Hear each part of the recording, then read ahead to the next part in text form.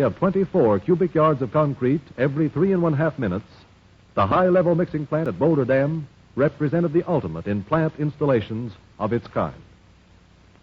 Here, automatic equipment not only controlled the apportionment of the concrete ingredients, but in addition maintained a graphic record of every plant operation. From his post on the control deck of the mixing plant, an operator was able to direct the entire mixing cycle, from the initial weighing of the ingredients on through the complete mixing process. The human element was almost completely eliminated, as the mechanical equipment was capable of automatically selecting, measuring, weighing, and recording the proper materials in the precise amounts required for the production of a given mix, to which the recording dials had previously been adjusted and set. Here also we find the production line conveyor belt speeding up the process by carrying the component parts from the measuring and weighing hoppers into the batching bins, from which the materials were dumped into the 4 cubic yard capacity rotary mixers. Water was added in controlled amounts, and the entire mass thoroughly agitated as the last step in the economical and efficient manufacture of a concrete strong enough to withstand the enormous pressure to which the dam would be subjected. From the mixing plant, concrete was dispatched to all sections of the works, and because of the widely varying conditions prevailing, various types of containers and methods of transportation were involved. Motor trucks and electric trains were utilized as carriers, and containers varied from the 8 cubic yard capacity bottom dump buckets to the 4 cubic yard capacity transit mixers. The latter were used on long hauls, where it was necessary to agitate the concrete in transportation to prevent segregation of the mix. However, the major portion of the concrete handled on the project was carried in the 8 cubic yard buckets and transported from the mixing plants by electric train. A system of 9 aerial cableways spanning the canyon from rim to rim and anchored at either end to movable towers was utilized to carry the concrete and other materials from the points of train or truck delivery to the dam and other structures on the project. It was on June 6, 1933, that the first bucket of concrete was placed in the very lowest of the dam forms, 135 feet below the level where a few months previously had flowed the unchallenged Colorado River. What was to become the highest dam in the world began to rise from the impregnable rock of its foundation. As bucket after bucket of concrete was dumped into the forms, the plan of the structure became apparent, and soon extended along its full 660 feet dimension of thickness at the base. Throughout the lower levels of the structure, concrete was placed from a trestle anchored to the Nevada wall of the canyon. The concrete was poured in keyed or interlocking columns, the design of which became more noticeable as the 5-foot layers or lifts in which the concrete was placed rose from level to level. As the work of placing progressed, the crews became expert in the handling of the equipment, and record-breaking daily pours were made, only to be surpassed by later achievements on this same structure. The transit mixers were transported on trucks, from the bed of which they could be removed and handled on the overhead cableways. These were used in the placement of concrete in the confined forms along the abutments, where the 8 cubic yard buckets could not be handled.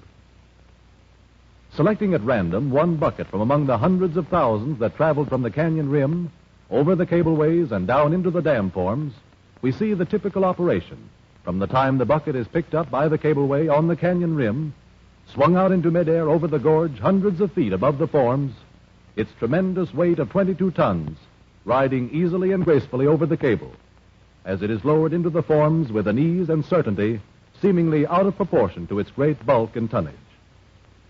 As the bucket descends, suspended at the end of hundreds of feet of cable strands, it is received at the forms, the safety locks unlatched, the signal given, and 8 more cubic yards of concrete added to the dam's bulk. Concrete was compacted into the forms by mechanical vibration, the application of which ensured dense compression against adjacent surfaces. Workmen were carried from the canyon rim to the dam forms by way of the inclined skidway, or monkey slide as it was called, which operated through the Nevada abutment excavation. Boulder Dam laborers represented a fair cross-section of the American working class, and many stayed on the job during the entire period of construction. With an ambitious progress schedule to meet, and with work going forward under all conditions at all seasons of the year without cessation, rain or shine, both day and night, Within a year, less 4 days, 2 million of the 3 1/4 million cubic yards of the dam's total volume had been placed in the forms, and Boulder Dam had risen to an impressive height, already having taken its place as one of the wonders of the West and a tourist attraction of prime importance. Meanwhile, progress had been made in the erection of the structures appurtenant to the dam itself. The construction of the power plant, a U-shaped structure at the downstream toe of the dam, had been in progress for some months, and as its substructures assumed form, it gave some hint of the beauty it was later to possess. The intake towers, 2 on each side of the canyon wall immediately upstream from the dam, were in course of construction, and from a maze of reinforcing steel rapidly rising toward the uppermost rim of the canyon. These structures were later to serve as giant inlet valves for the outlet conduits and power penstock systems, and the placing of the seats for the mammoth cylinder gates was an important phase in their construction. Located at the ultimate high water storage level of the reservoir, the 2 spillways, designed to act as overflow controls in the open bypass system, were located 1 on each side of the river, upstream from the dam and within the reservoir area. Work on their construction progressed simultaneously with that of the dam itself. One of the most interesting and spectacular phases of the work was the fabrication and installation of the huge steel penstock pipes, forming the conduits for the power and pressure outlet systems. This work was performed by the Babcock and Wilcox Company of New York City, who erected a modern steel fabrication mill near the dam site to facilitate the undertaking. As the pipe units to be fabricated were of unprecedented size and weight, it was necessary to design, build, and install special machinery solely for this task. Provisions were made to manufacture pipe ranging in diameter from 8 1/2 to 30 feet, from steel plate varying in thickness from 5/8 of an inch to 2 3/4 inches. As it was impossible to ship units of this size across country by rail, steel plate was brought from eastern rolling mills, and the entire process of manufacture, including rolling and assembling, was initiated and completed at the Boulder Dam plant. First step in the fabrication process, after the plates had been laid out to dimension, was the shaping of the edges to ensure the precision and accuracy of later steps in their manufacture. This work was done on a planing machine capable of handling a strip of steel 50 feet in length. The plates were then given an initial bend on a giant press operating at a pressure of 3,000 tons. This initial bending was necessary to avoid damaging the rolls when the plates, in the next step of fabrication, were rolled into circular form. The plates entering into the manufacture of the 30-foot diameter penstock pipe were fabricated through the initial steps of manufacture in 11-foot widths. These plates were 2 3/4 inches in thickness and were rolled into circular form by being passed through 40-inch vertical rolls until the desired degree of curvature had been obtained. One such plate represented a segment equal to 1/3 of the complete circumference of a finished pipe. Having been rolled to the correct degree of curvature, the 3 curved plates were joined to form a single ring, 30 feet in diameter and 11 feet long. 2 such rings were then joined end to end to form a shop unit 22 feet long. All joints were made by electric welding, and in forming the longitudinal joints, an automatic welding machine traveling on a chassis supported in line over the joint was used. As these pipe units were of a size never before assembled, it became necessary to design and build special machinery to accomplish many phases of the work. This was especially true in the fabrication of mitered rings to be later assembled into bend sections. The general usage of electric cutting and welding was applied not only to pipe sections, but to the manufacture of other fabricated units as well. A complete shop unit weighed from 150 to 184 tons, depending upon its design determined by its ultimate use upon installation in the power penstock system. Circumferential joints were made by rotating the rings, making up a shop unit beneath an electric welding machine suspended above the line of the joint to be welded. Every foot of welded joint was subjected to a searching examination by X-ray and recorded on photographic film, which exposed even the slightest imperfections in the continuity of the weld. Samples of typically welded joints were subjected to severely rigid laboratory tests. calculated to produce a condition of strain far in excess of that to be borne by the joint under actual usage. The discovery of even the slightest imperfection was sufficient cause for the rejection of a complete unit. In marked contrast to the meticulous care and precision exercised throughout every phase of their manufacture was the actual size and weight of the pipe units themselves. Heavy-duty rigging of special design was required to handle the sections through the shop, and high-capacity cranes were required to move them step by step through the progressive phases of their manufacture. To equalize the terrific internal strains introduced into the plates by bending and the additional temperature strains incurred during welding, individual pipe sections were subjected to a temperature of 1400 degrees Fahrenheit in a gigantic annealing furnace. This temperature was induced not by the application of flame itself, but through the circulation of superheated gas. Shop processes were carried only as far as the production of the unit section. As these sections were to be joined to form a continuous penstock, provision was made to accurately accomplish this junction in the tunnels. To guarantee a satisfactorily tight field joint, the ends of the sections were machined on a mammoth vertical lathe, operating across the 30-foot diameter of the pipe. After a final inspection, the pipe section was ready for installation. A modern streamlined train passing through one of the huge tubes affords an interesting gauge for the comparative size of the units.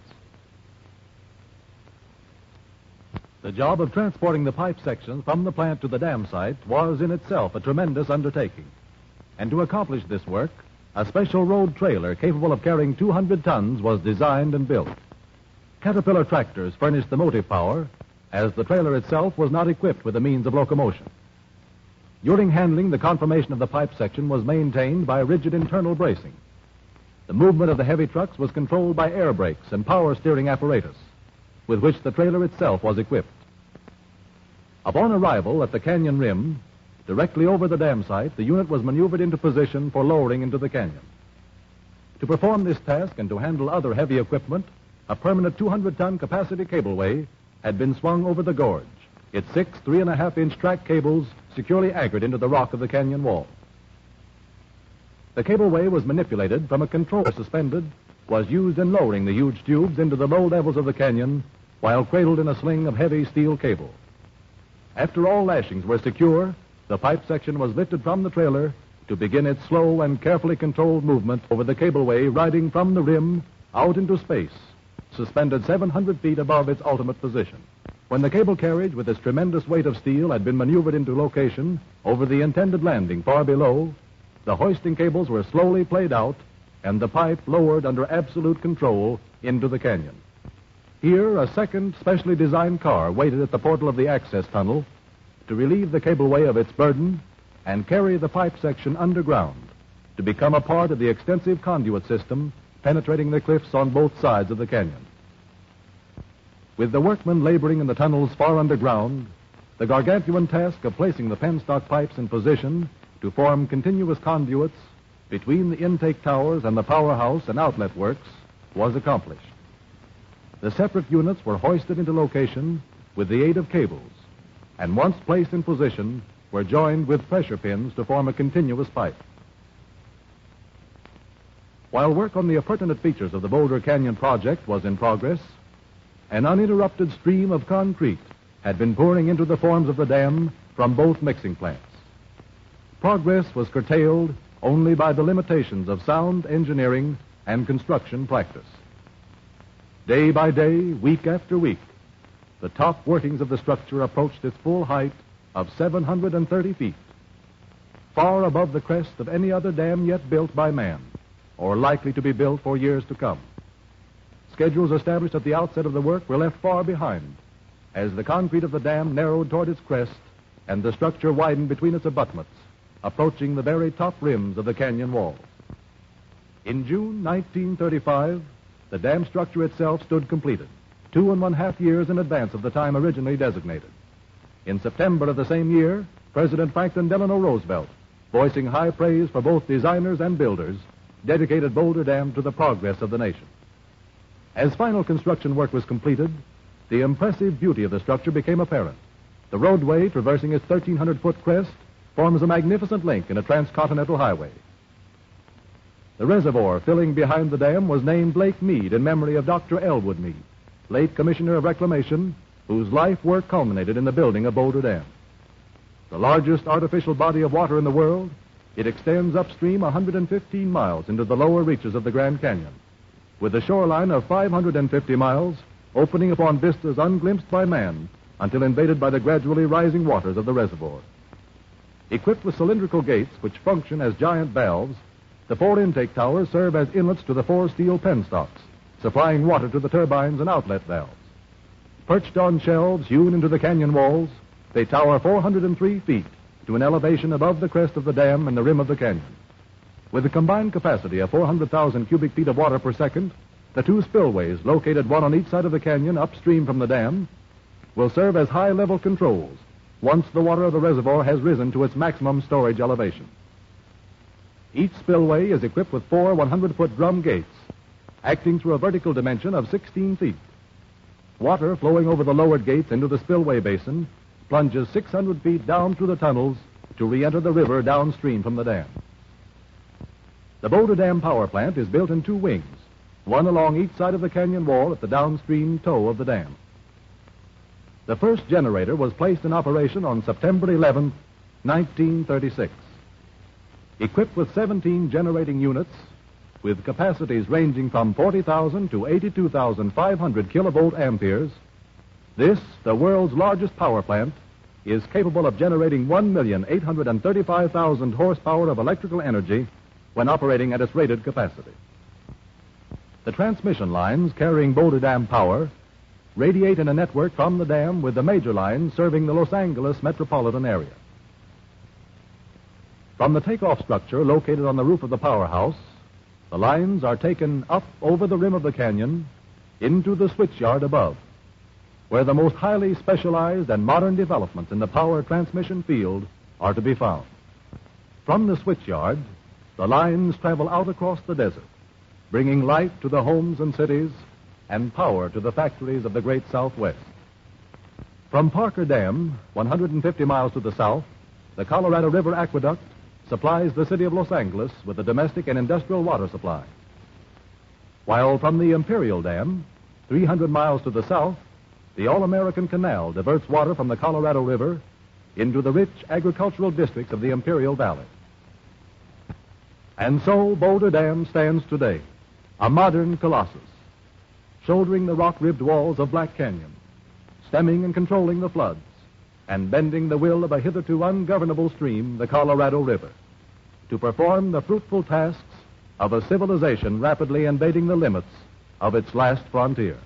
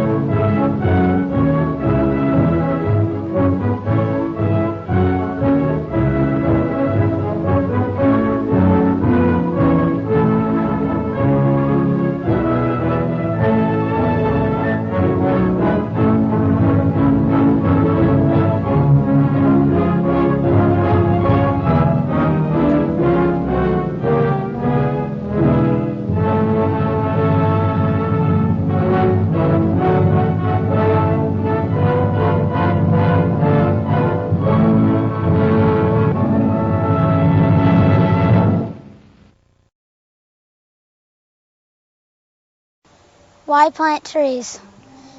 Did you know that without trees, our life would almost be impossible? Trees provide oxygen, paper, food, sap, shelter, and baseball bats. Well, trees are very important to everyone, even animals. Trees give us paper, fruit, furniture, houses, and many other things. They also help us by giving us oxygen.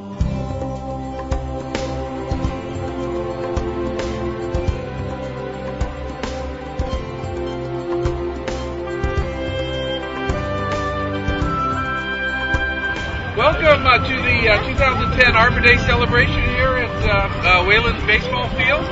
You know, we try to plant trees every year with the kids because we want the kids to be a part of our Clean Green Boulder City. A lot of these kids will go through high school here and elementary school, junior high, and then end up in the high school. And this tree will end up growing to be a big, 30, 40-foot tree. And every time they go by and they said, I remember, when I was in 4th grade, I planted this tree. And we still have people that we planted trees over at Broadbent Park over here that the kids come and said, in 1st or 2nd grade, I planted this tree, and it's their tree, basically. I think we should plant trees because they give us oxygen, which is really important.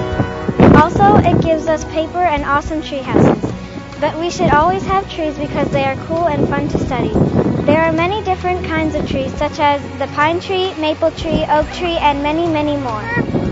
Olaf Olsen, a Norwegian agent in occupied Norway, was unaware that a spy was that someone tipped off the Nazis that a spy was in the apartment.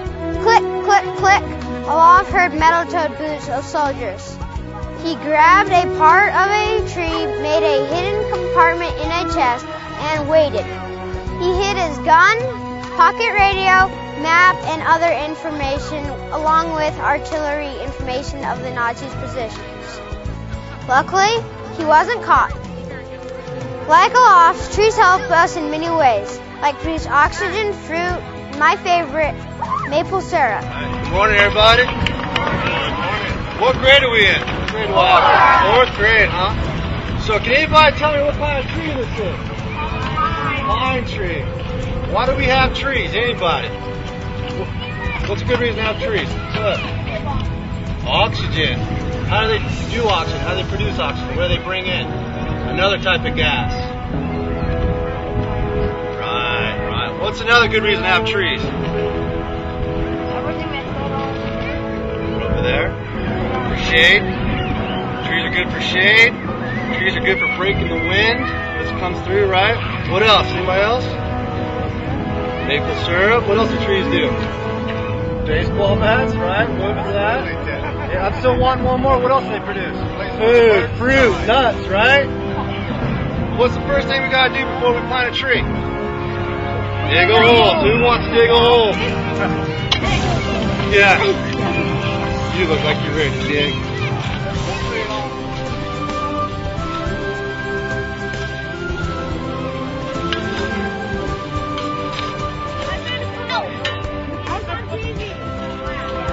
Certain depth we have to go and how wide we have to go. Usually what we want to do is try to go twice the width of the box, give or take. But you want to go the depth of the box. You don't want to go any deeper. You don't want the tree to go plunging. You want it to stay above ground.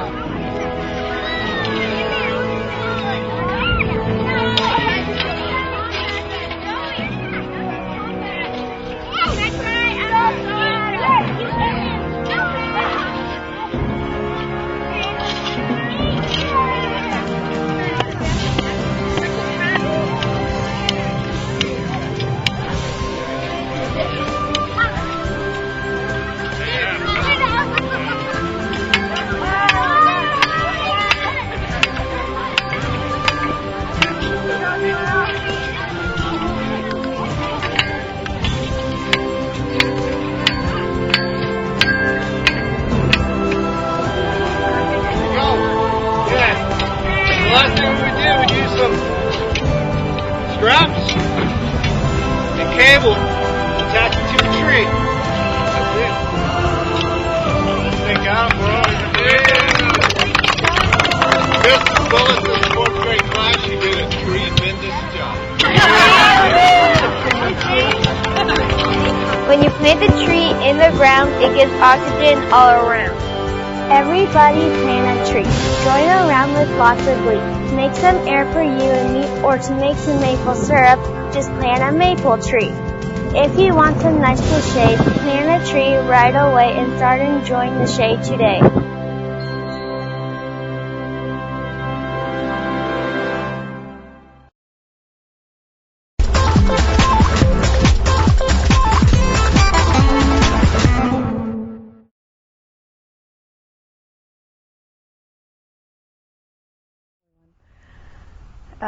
A plan of attack, like something that maybe the military would use?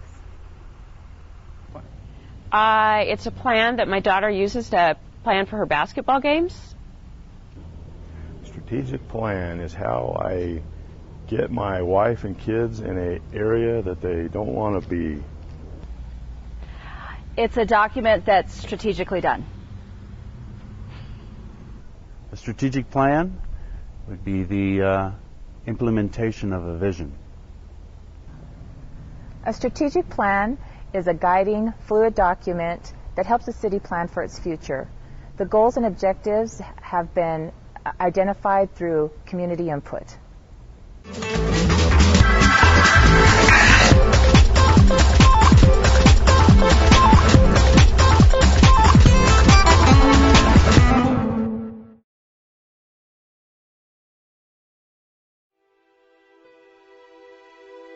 There is no telling how many personal family histories have been discovered in the DAR library, and how many are still waiting to be found.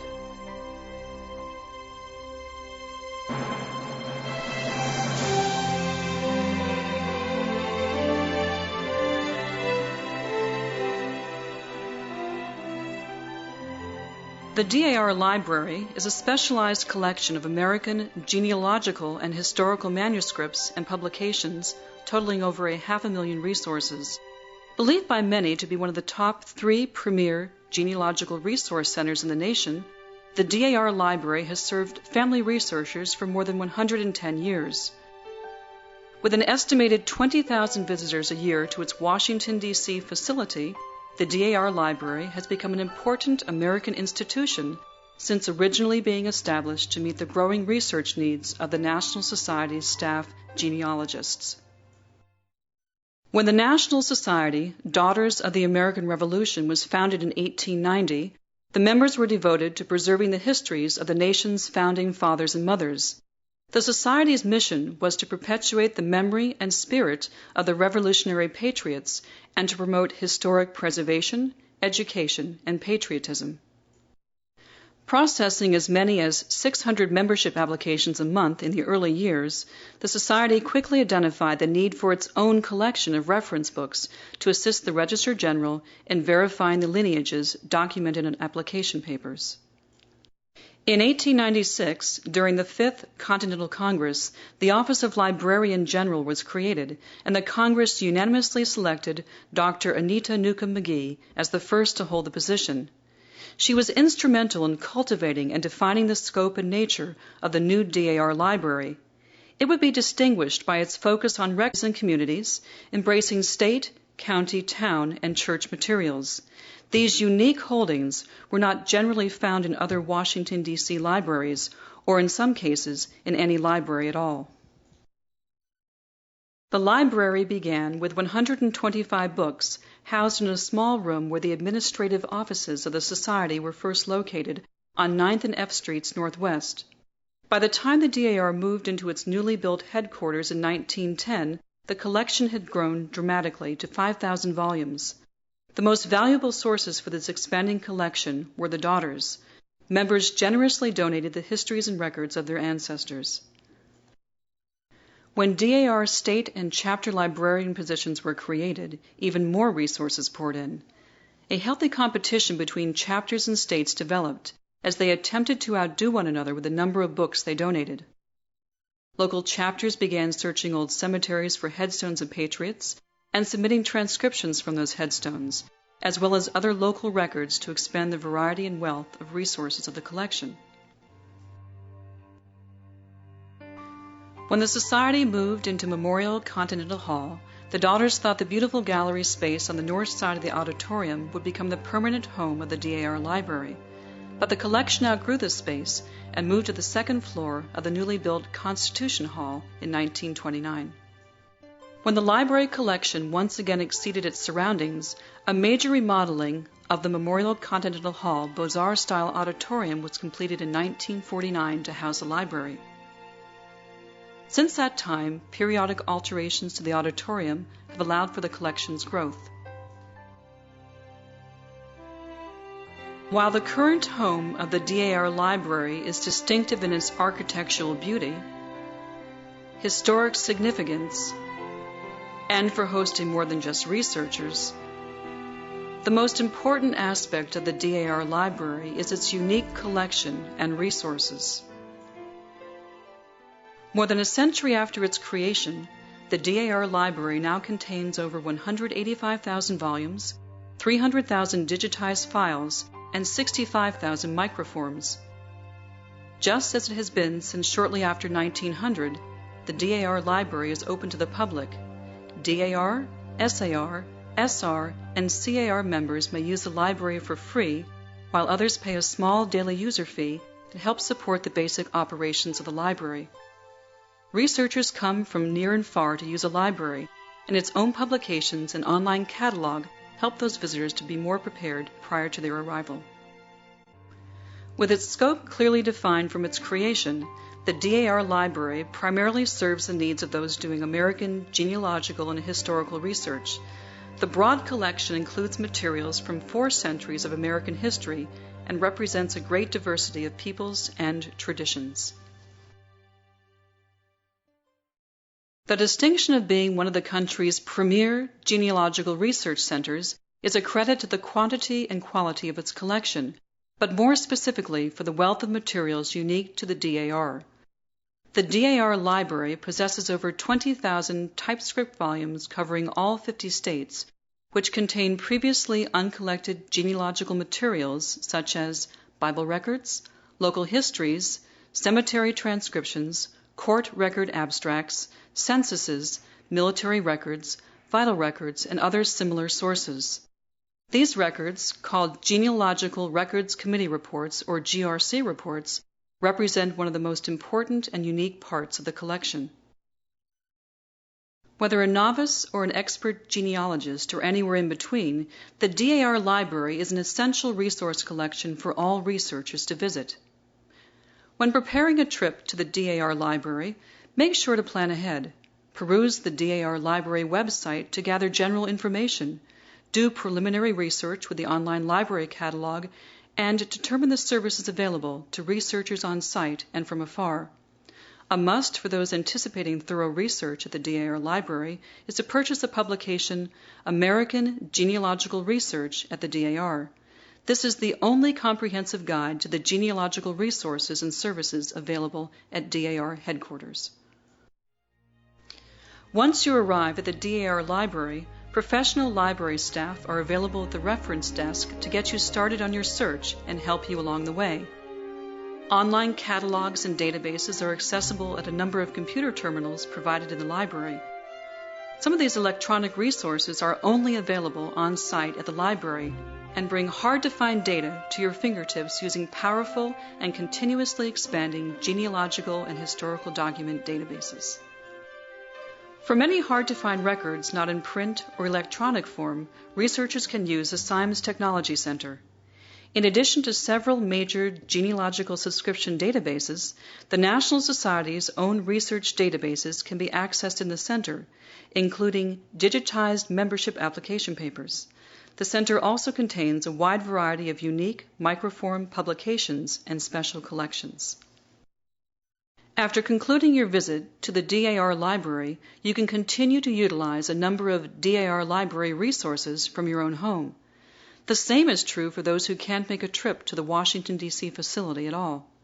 For a small fee, the DAR Library offers a search service to find requested on-site records for off-site researchers, as well as a photocopy service to provide specific copies from cited works available in the library.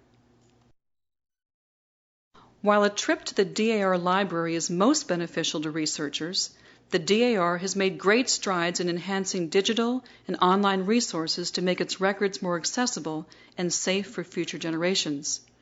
Recent major efforts have included digitization of paper records and enhanced database indexing. The DAR is committed to helping advance the field of genealogy for generations to come. It has hosted popular genealogy conferences, attracting well-known genealogists and historians to speak along with the expert DAR genealogy and library employees on engaging topics in the field. Genealogical articles and books published by DAR include Forgotten Patriots, African American and American Indian Patriots in the Revolutionary War.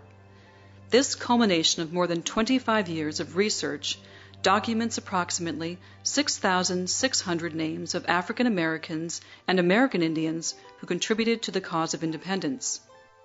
In continuing important genealogical research and education, the DAR hopes to encourage people to explore and preserve their own family histories, adding to the shared wealth of knowledge of our collective past. Through all the expansion, transition, and enhancements of the library, there is no doubt where the credit lies for the continued success of the DAR Library. Dedicated daughters working with dedicated staff.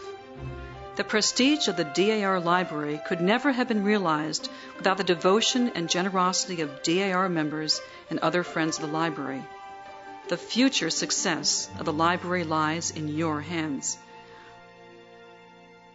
Since its founding, the DAR Library has prospered from the generosity of DAR members and other genealogists.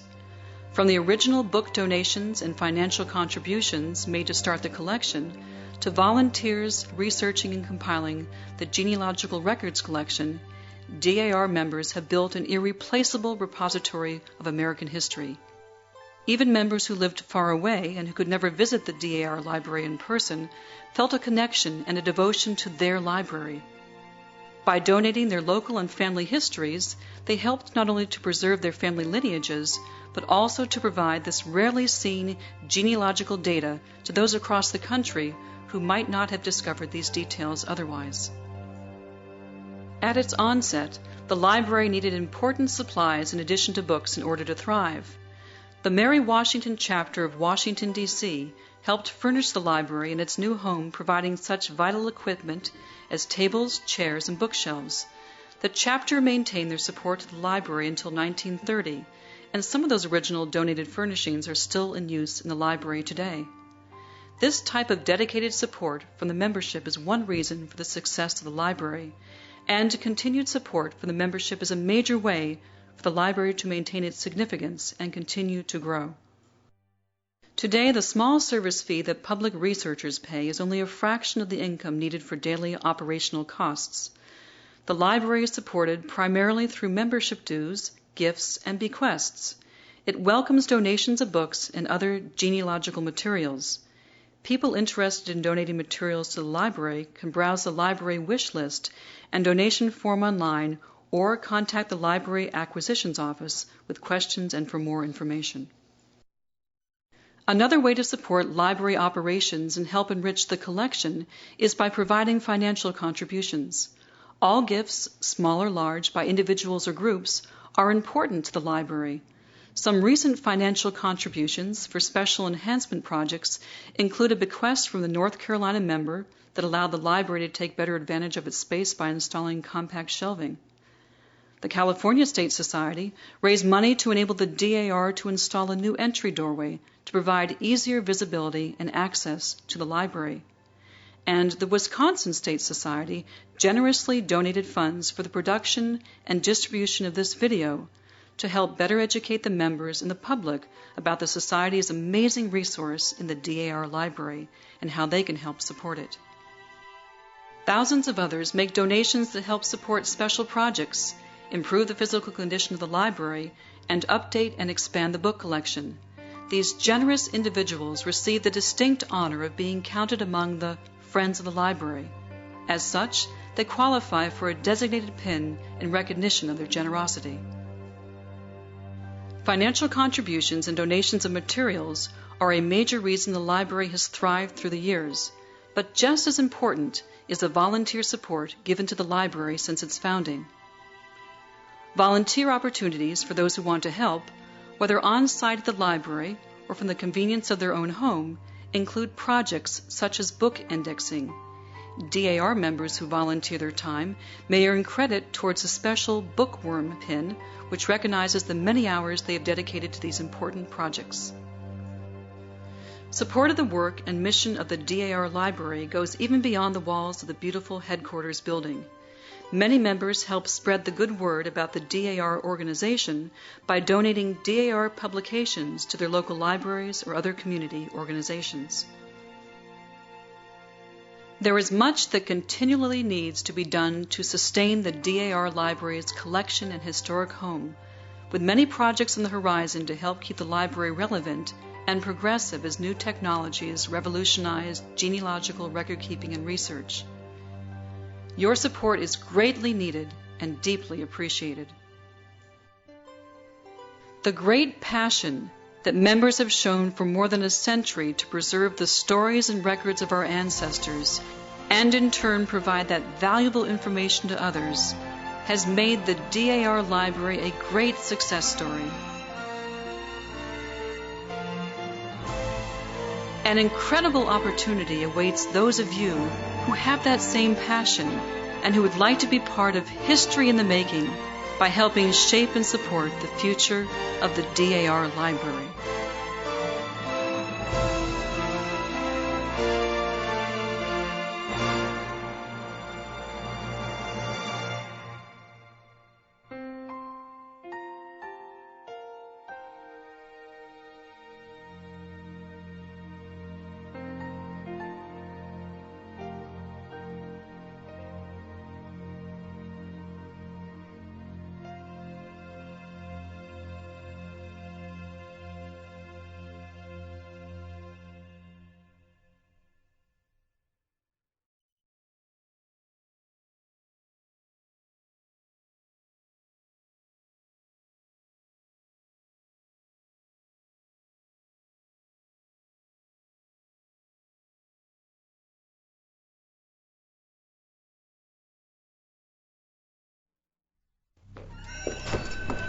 Hey, how you doing? Hey, girl, Nicole, good luck on the play tonight. You're welcome. What's up, guys? Now you're gonna make sure that you return those on Monday, right? Thank you. Oh, nice.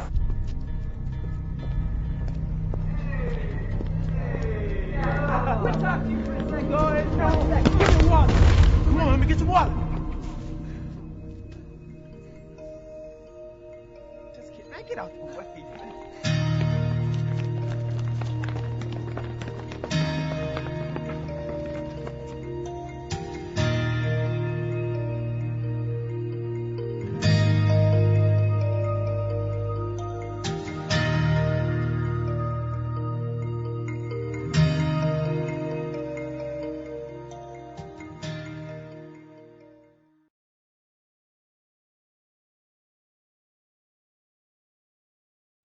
And now, another fact of Congress. What if they had a rule at your school that was mostly good, but was missing something that would make it even better? Wouldn't you like to change or amend it? Well, amendments are an important part of what happens in Congress. A member proposes a bill that gets sent to a committee for hearings. If the committee wants to, they can vote to add amendments to the bill. This can change the original language in very important ways. If passed out of committee, the bill with the new amendments goes to the floor of Congress for action. The full House or Senate then debates this revised bill and often considers additional amendments and sometimes even amendments to amendments. It's all just part of improving the original law so it moves along in the best shape possible. This fact of Congress is adjourned. And now, another fact of Congress. Ever hear somebody stating a supposed fact when you know there has to be another side to the story? Well, getting to the truth quite often means that you have to take the time to go beyond one person's opinion and dig around for what others have to say about it. When you hear about an issue or law that you're really interested in, take the time to find out what the other side thinks about it. You may learn some things you hadn't thought of before, and then you can weigh all of that information and come up with your own opinion. Analyzing all the facts and opinions not only makes you a better informed citizen, it might give you an idea of how you can help. That helps make you a great citizen. This fact of Congress is adjourned.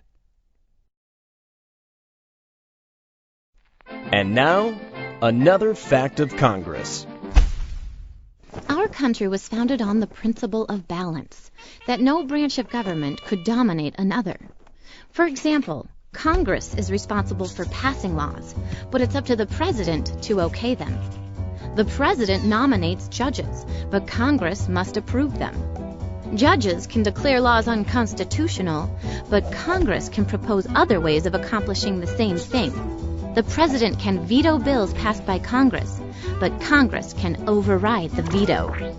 This system of power sharing is called checks and balances, but it doesn't stop there. We balance responsibilities between the federal government and state governments. We balance influence between big states and little states. The resulting system might look like a complicated maze of boxes and arrows, but it's really quite simple. That no one part of government should be allowed to get too powerful. This fact of Congress is adjourned. And now, another fact of Congress. Our country depends on citizen participation. But if you don't participate, things get messy. Think if you didn't participate at home and you didn't discuss what you wanted. Instead of getting an ice-cold soda, you'd get an ice-cold shower. Instead of playing video games, you'd be playing pinochle. And instead of playing football, you'd get stuck with a doll. If you don't participate, you don't get what you want.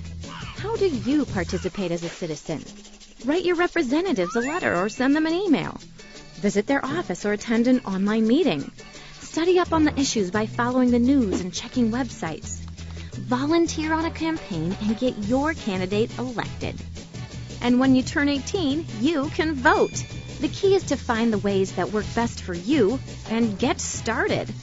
This fact of Congress is adjourned. And now, another fact of Congress. Every year, Congress must consider and debate hundreds of very important matters. Imagine what it would look and sound like if the entire Congress discussed each and every topic before it. Well, thankfully, members of both the House and Senate belong to individual committees that focus on a particular subject, like education or the environment. When a member introduces a bill that she would like to see become a law, it is immediately sent to a committee, where it is studied in detail. Committee members hear experts talk about why this particular bill is or isn't a good idea. And committees are tough graders. The vast majority of bills introduced never make it out of committee. So when you think of where the work really gets done in Congress, think committees. This fact of Congress is adjourned. And now, another fact of Congress. Here's a word about the word compromise, a very important congressional concept. Some people mistakenly think it means giving in or losing an argument. In the case of Congress, where there's a lot of diversity and debate, opposing points of view come face to face almost every day.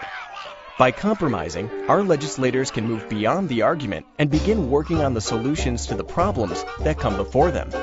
In fact, the idea for Congress to have two chambers was the solution to a major disagreement back in 1787 and has itself become known as the Great Compromise. This fact of Congress is adjourned.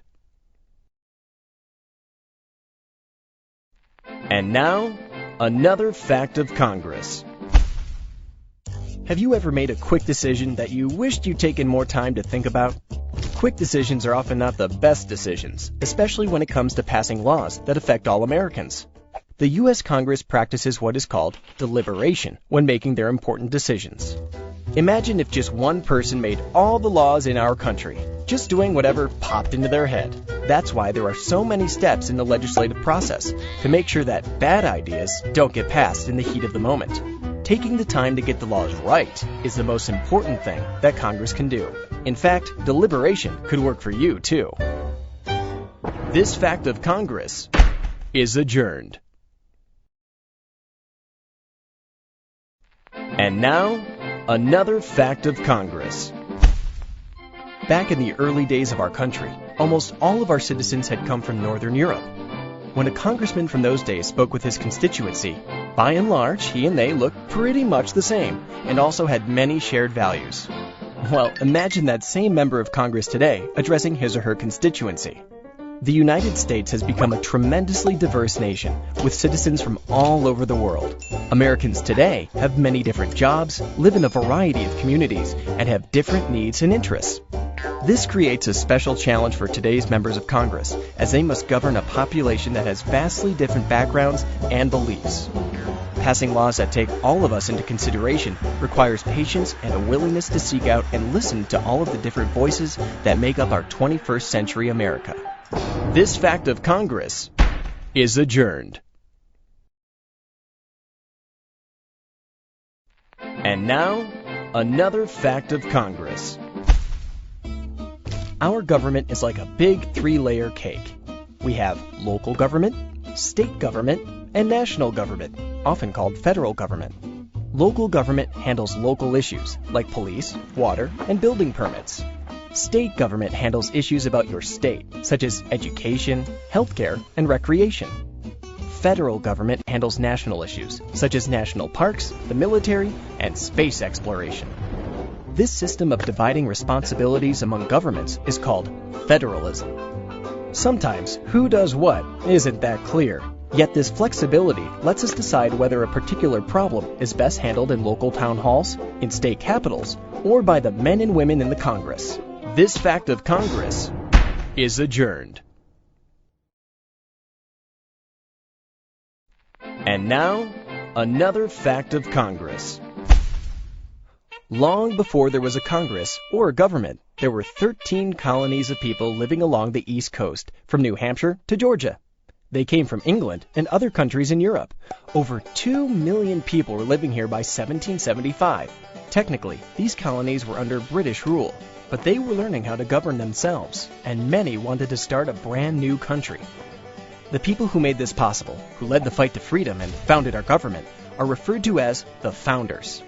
They boldly declared their independence from British rule on July 4th, 1776. They won the Revolutionary War and founded a new nation. And on September 17th, 1787, the United States of America officially started with the signing of the U.S. Constitution. Article 1, Section 1 of the Constitution states, "All legislative powers shall be vested in a Congress, which shall consist of a Senate and a House of Representatives." What the Founders set up was a representative democracy, giving each of us a say in how we are governed through our elected representatives in Congress. Brilliant! This fact of Congress is adjourned.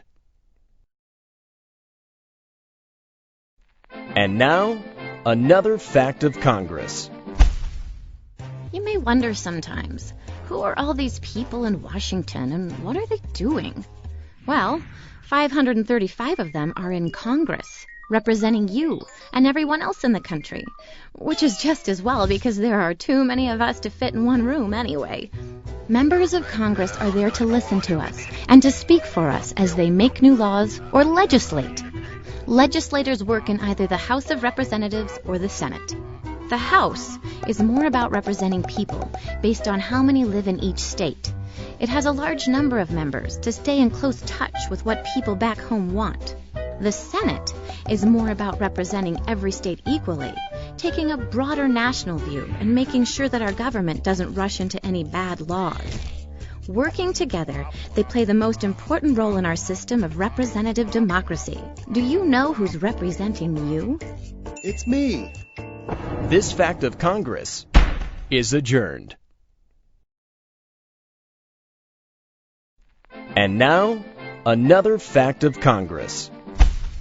Everyone knows that Congress makes laws. But just how does a bill, no, not that kind of a bill, but how does this kind of a bill, an idea for a law, become a law? First, a member of the House or Senate comes up with an idea and introduces it as a bill.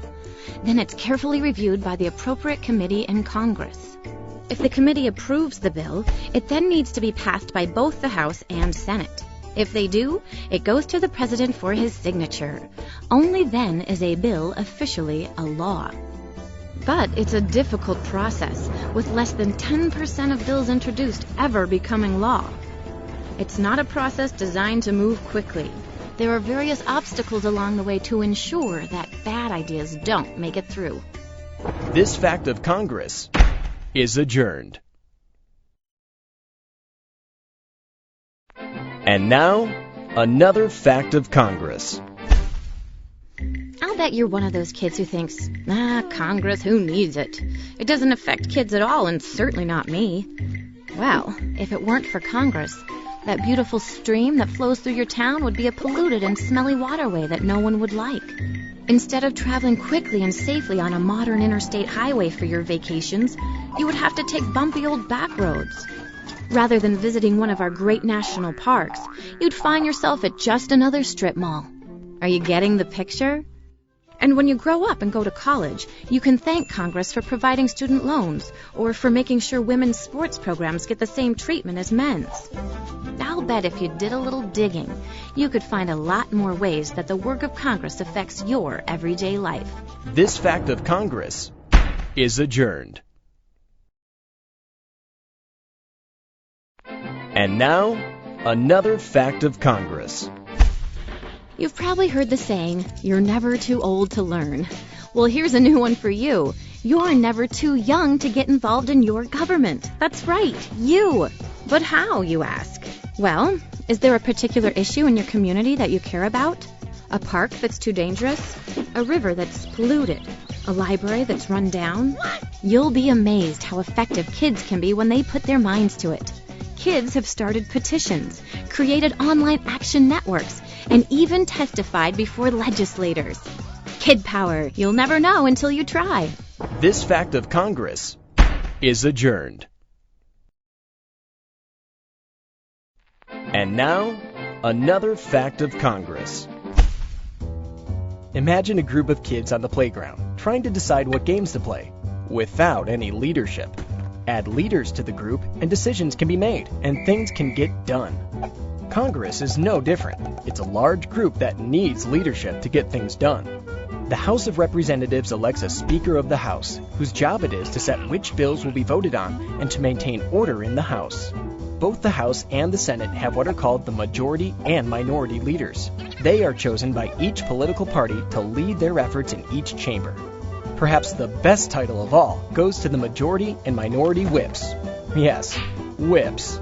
Their job is to make sure that the members of their party line up correctly when voting on critical issues. There are many other powerful people in Congress, particularly those who chair the many important committees. But even so, they still take their cues from the congressional leadership. This fact of Congress is adjourned. And now, another fact of Congress. Voting is the easiest way to participate in our democracy. You just go to the voting booth and pick the best person for the job. Now, some people are voting Scrooges. They think their vote doesn't matter. United States. In 1920, one vote gave women the right to vote. And in 2000, the presidency of the United States was won by 537 votes out of almost 6 million cast in the state of Florida. That's closer than a three-pointer at the buzzer. That's closer than just catching the school bus. That's closer than the B you just squeaked out in chemistry. If you don't vote, you have no say in what happens to our country. But when you do vote, you'll feel proud that you had a voice in choosing the people who represent you in Washington. This fact of Congress is adjourned. And now, another fact of Congress. What's in a number? Take the number 65. That's how many members were in the House of Representatives in the very first Congress. And each of those 65 was responsible to only 30,000 voters back home. Today, the House of Representatives is made up of 435 members, each of whom has to represent the interests of more than 650,000 people. That means that today's members of Congress have to work much harder to reach their constituents. Of course, when there's so many of us, it's difficult for them to hear what we have to say. That makes citizen participation all the more important. One way to make sure you're heard is to join a group that shares a common interest or goal. That way, many voices become one, and that is hard to ignore. This fact of Congress is adjourned. And now, another fact of Congress. Way back in 1789, people were noticing some things our new Constitution didn't take care of. So the first Congress came up with 10 changes, or amendments, which became known as the Bill of Rights. The First Amendment is important because Congress actually told itself what it could not do. If written using today's language, the First Amendment would say, you can't pass laws that keep people from practicing their religion. You can't pass laws that keep people from speaking their minds or publishing their ideas. And you can't pass laws that stop folks from getting together peacefully to express their views to their people in government. This amendment, plus the others in the Bill of Rights, reassured the nation that the powers of their new government would have limits. As President George Washington said, the amendments strengthened our characteristic rights. This fact of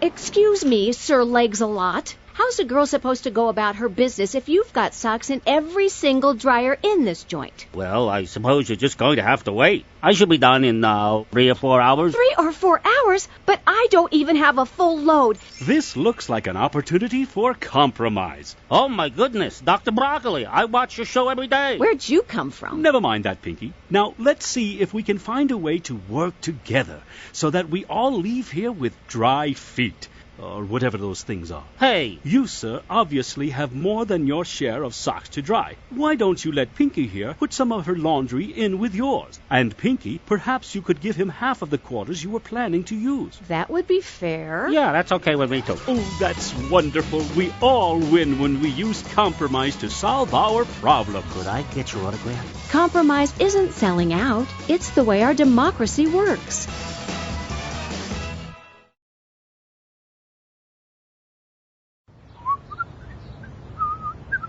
Wait a minute. Sorry, lady, but you can't park your bike on this here sidewalk. But I'm working here. I'm a delivery bird, for pizza's sake. Later that night, Pinky got together with all of her fellow delivery birds, and they formed a special interest group. We've got to overturn this law that says delivery birds can't park their bikes on the sidewalk. Who's with me?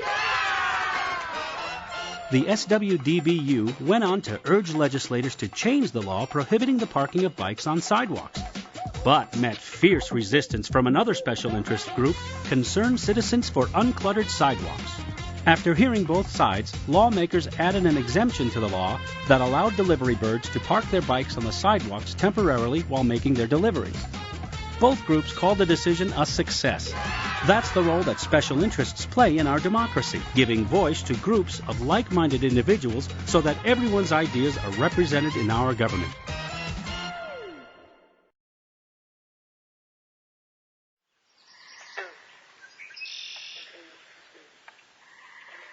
Hey, Bruce, we ought to eat these red bugs for lunch. What, are you crazy? Those red bugs will go straight to your hips. Now, these blue bugs over here, these guys are delicious. Let's eat them for lunch. No way. Blue bugs will kill you. High in the sodium. You're nuts, Bruce. We're eating the red bugs.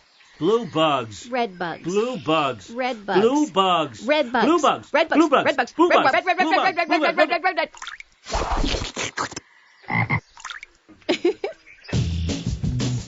Just as Pinky and Bruce had a hard time agreeing on what to eat, people disagree about the laws they want to pass and which policies to adopt. The arguments that legislators have with each other in Congress and state legislatures are reflections of the disagreements among we, the people.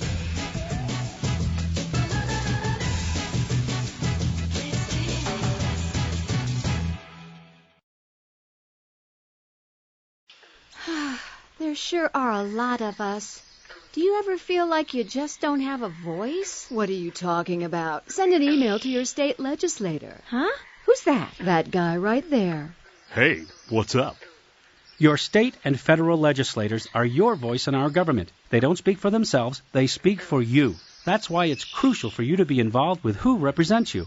In last year's election, only 62% of these birds even registered to vote. And of that 62% who registered, only 2/3 of them bothered to vote. That means only 2 out of 5 are using their voice. What a shame. And voting isn't the only way to get involved. You can pay attention to what goes on in government and call, write, or visit your state and federal representatives. You can also join special interest groups with other like-minded citizens to let your representatives know how you feel. There are so many ways to get involved, and you definitely have a voice. Now go out there and use it. Hi, I'm Mike Pacini, Community Affairs Director for Boulder Disposal. Citywide no-sort recycling is here. Boulder City now has expanded a citywide comprehensive no-sort recycling program. It is so simple to use and proven to increase recycling results virtually overnight.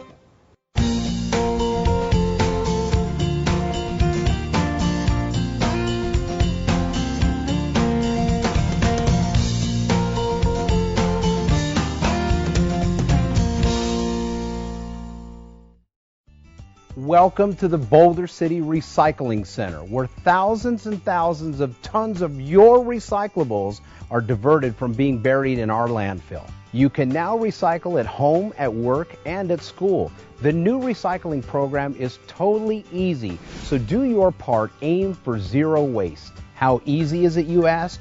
You throw all your recyclables into one bin and you're done. And it's that simple. Just put your cart at the curb before 6 a.m. every Wednesday to ensure pickup.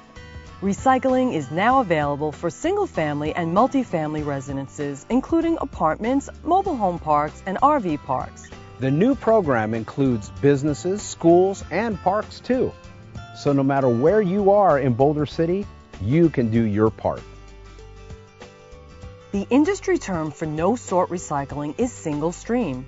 In its simplest terms, what used to be multiple streams of recyclables needed to be separated by the homeowner in advance of pickup. The no-sort method combines all the streams, paper, plastic, and glass, into one.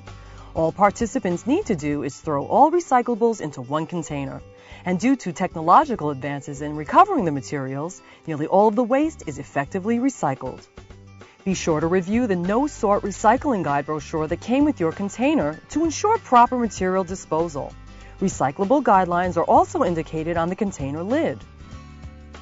Boulder City, with your continued commitment to recycling and our new BC Waste-Free No-Sort Recycling program, we are confident we can more than double the amount of recyclables kept out of our landfill. All homeowners can participate in the citywide BC Waste-Free Curbside Recycling program.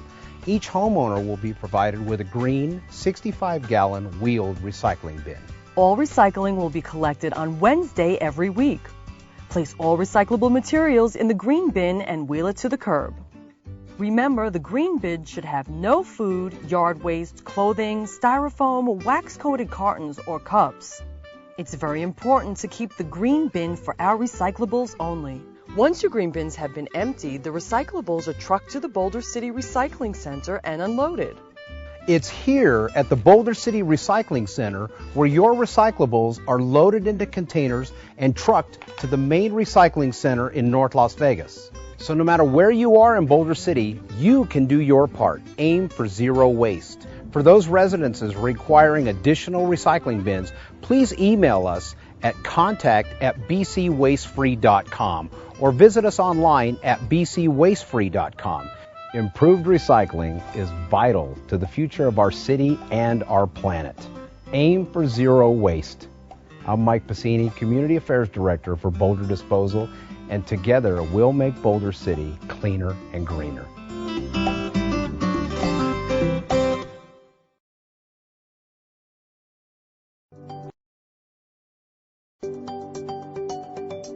Have you noticed the new streets? You know the ones I'm talking about. The ones with new bike lanes that benefit pedestrians, cyclists, and motorists. In an effort to promote the use of our valley's great transportation options, and make our community a great place to live, all of the jurisdictions, in partnership with the Regional Transportation Commission of Southern Nevada, are enhancing our roadways with Complete Streets as part of the Southern Nevada Strong Initiative. Complete Streets are roadways designed to include room for drivers, transit riders, pedestrians, and cyclists. Like this area at First and Clark. Or right here at Highview and Valley Verde. Or this rapid flashing beacon right here on Alexander Road and Arcata Way. Or right here at Georgia Avenue and Adams Boulevard. Or right here at Pioneer Boulevard and Grapevine Road. Or here at Fort Apache and Elkhorn. Complete Streets are designed to be safe for all users, regardless of how you choose to travel. Do you want to see more Complete Streets in your neighborhood?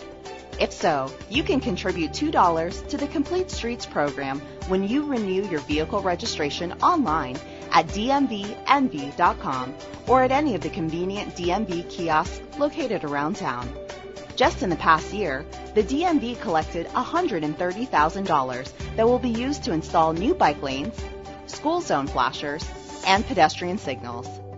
This means a better roadway for cyclists and for children walking to school. This means a better road. For you. For you. For you. For you. For you. For you. For more information on Complete Streets, visit our.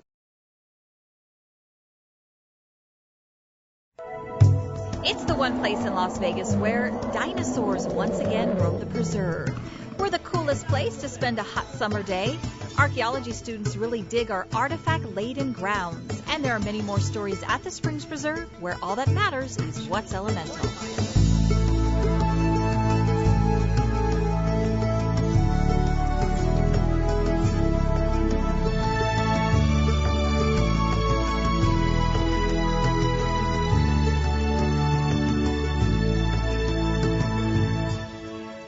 Your dinosaur knowledge dismal? Do you keep mixing up the Deinonychuses with the Diplodocus? Then you'll want to come to Dinosaurs Unearthed, the Springs Preserve's most exciting dinosaur exhibit yet. It's a fun and immersive way for the entire family to learn the science behind the most colossal animals that ever lived.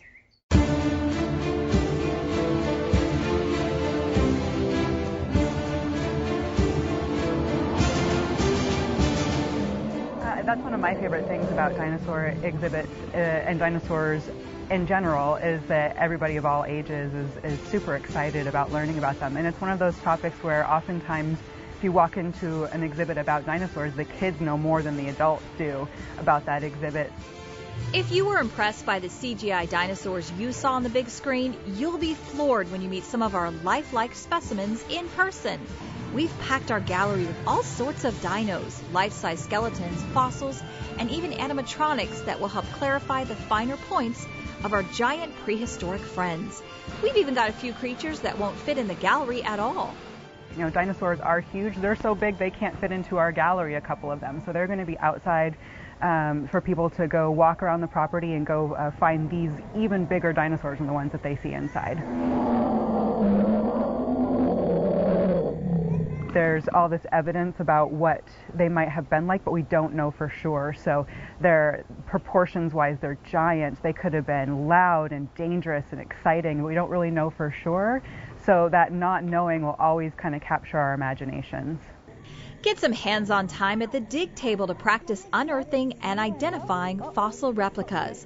Listen to the voice of a Parasaurolophus and learn about two large-scale excavations from opposite sides of the world.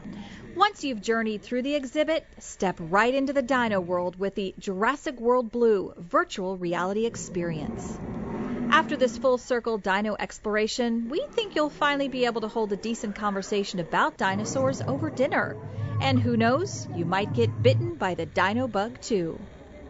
I hope that this exhibit reignites people's fascination with this subject, with dinosaurs, and it's that childlike love of something that's mythical, but also involves science and study and learning at the same time. This topic will never get boring, and it will always be exciting. There will always be new things to learn. So I hope that people leave this wanting to start a new chapter in their own learning about dinosaurs. Dinosaurs Unearthed roars into the Springs Preserve through September 3rd in the Origin Museum. We're so proud to be the permanent place for a very special home, Desert Soul. This 754 square foot, fully self-sufficient solar-powered home was designed and built by the UNLV Solar Decathlon team as part of the U.S. Department of Energy Solar Decathlon in 2013. Described as one of the finest examples of sustainable living on the planet, Desert Soul was the top-ranked entry in the United States and took second place in the global competition. The one-bed, one-bath home features innovative design techniques and showcases technology, energy, and material choices that make living sustainably and even off the grid a beautiful reality.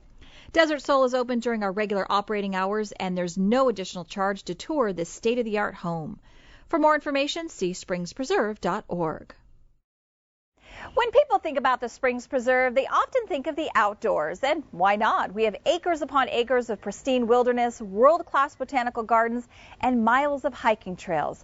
But even when summer's going full blast outside, the Springs Preserve has you covered with plenty of cool indoor opportunities to have fun with a little break from the sun.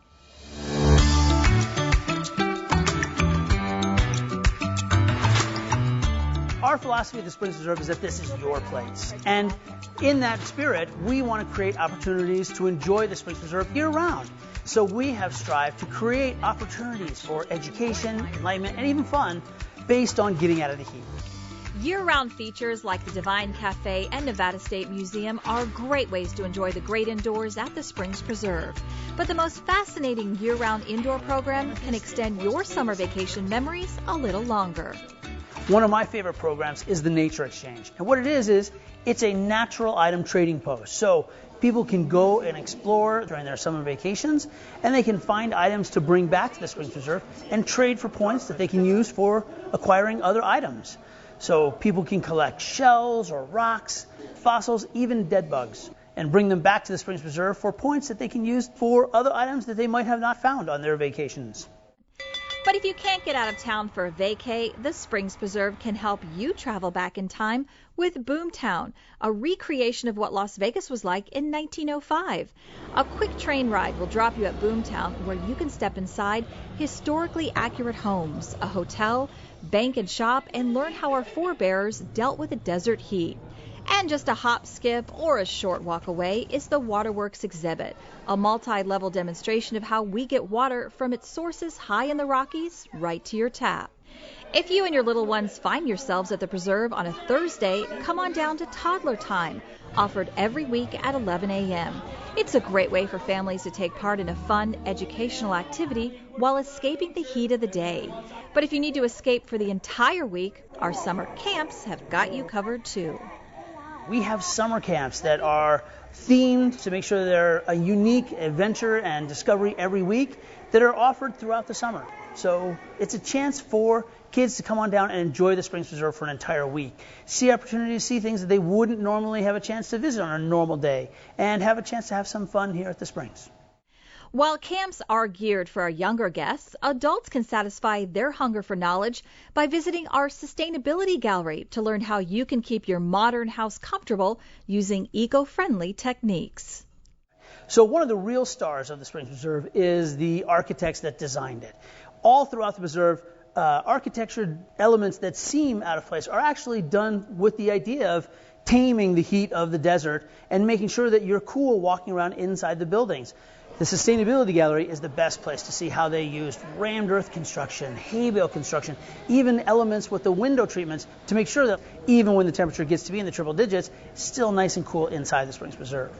Finally, we can't forget the Origin Museum. Origin hosts some of our coolest indoor exhibits at the preserve, including a flash flood exhibit that unleashes 5,000 gallons of recycled water in a recreation of the powerful desert floods.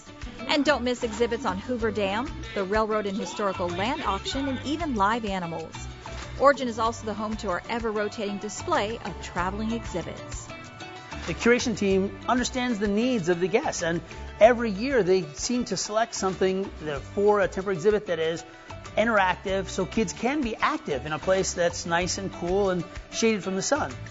With so much to learn and do indoors, the Springs Preserve is one of the best places to beat the heat this summer in Las Vegas. Find out more and plan your next visit at springspreserve.org. We love reaching out and interacting with you on social media sites such as Twitter, Instagram, and Facebook. Join us for updates, information, and invitations that will keep you in touch with the preserve wherever you go. Look us up on your favorite social site, or for direct links, visit springspreserve.org. The Springs Preserve is one of the most historically significant areas in southern Nevada, an area home to artifacts dating back thousands of years ago. Properly excavating these artifacts and preserving our historical past is a mission so important to the Springs Preserve that an unprecedented partnership was formed to create its own archaeological field school, a place for future archaeologists to study and learn how to extract, record, and preserve the cultural history of the valley.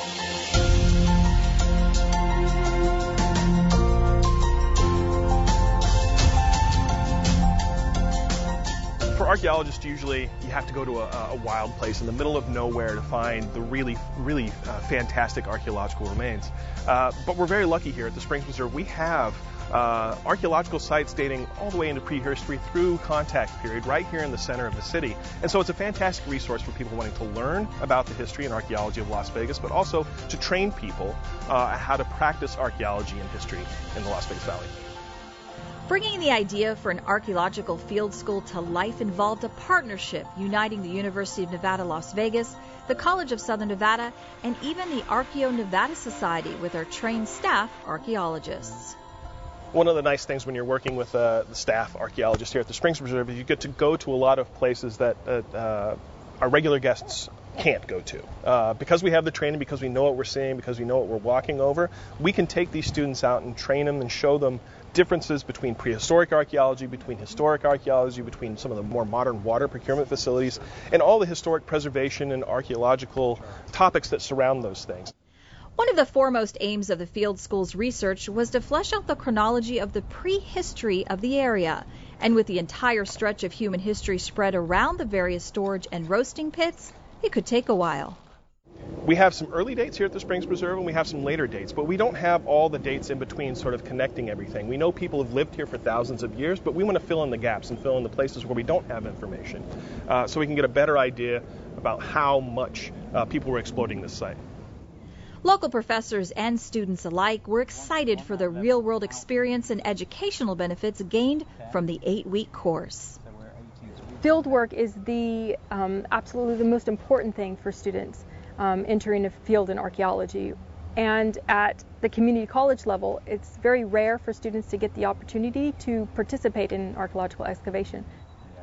What we're doing, this is field school at the Springs Preserve, and it is taking what we've learned in classes and actually applying it into the field and learning what an archaeologist actually does in the field. Recording, surveying, digging, different techniques, tools, things like that. Little tips and tricks of the trade as well. And what I learned to get out of it, well, I want to make this into a career. So I'm hoping this will be the foundation of what I can build upon and just grow more.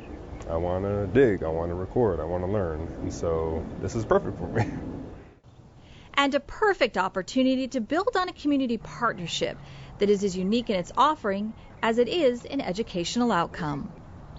It's the perfect location. It's located in Las Vegas, down the road from CSN, and it has such a wealth of archaeological resources on the property.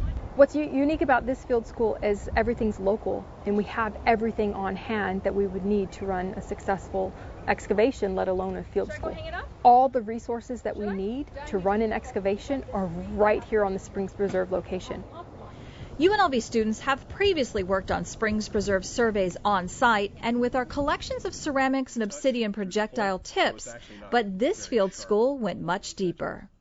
So it's a huge collaboration that involves many aspects of the community, and it also gives CSN students an opportunity to interact with graduate students at UNLV and people in the archaeological community.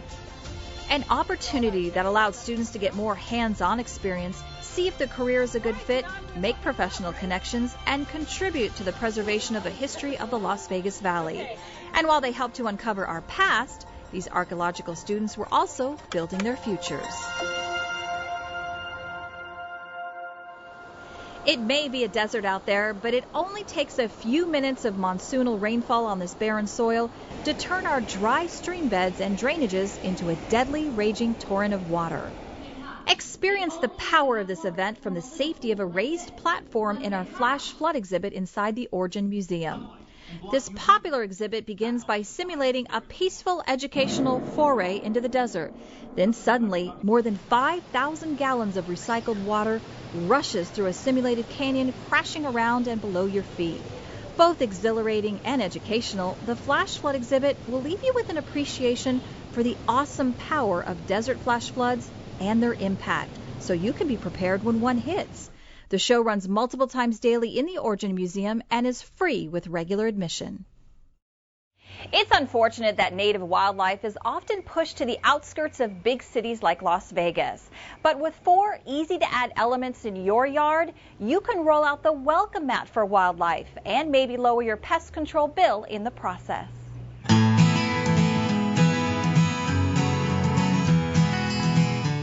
Wildlife in your yard has a great ability to mitigate any pests. The lizards are going to be eating the cockroaches, and the birds are going to be eating the caterpillars off the trees. So those can be really helpful in mitigating pest problems.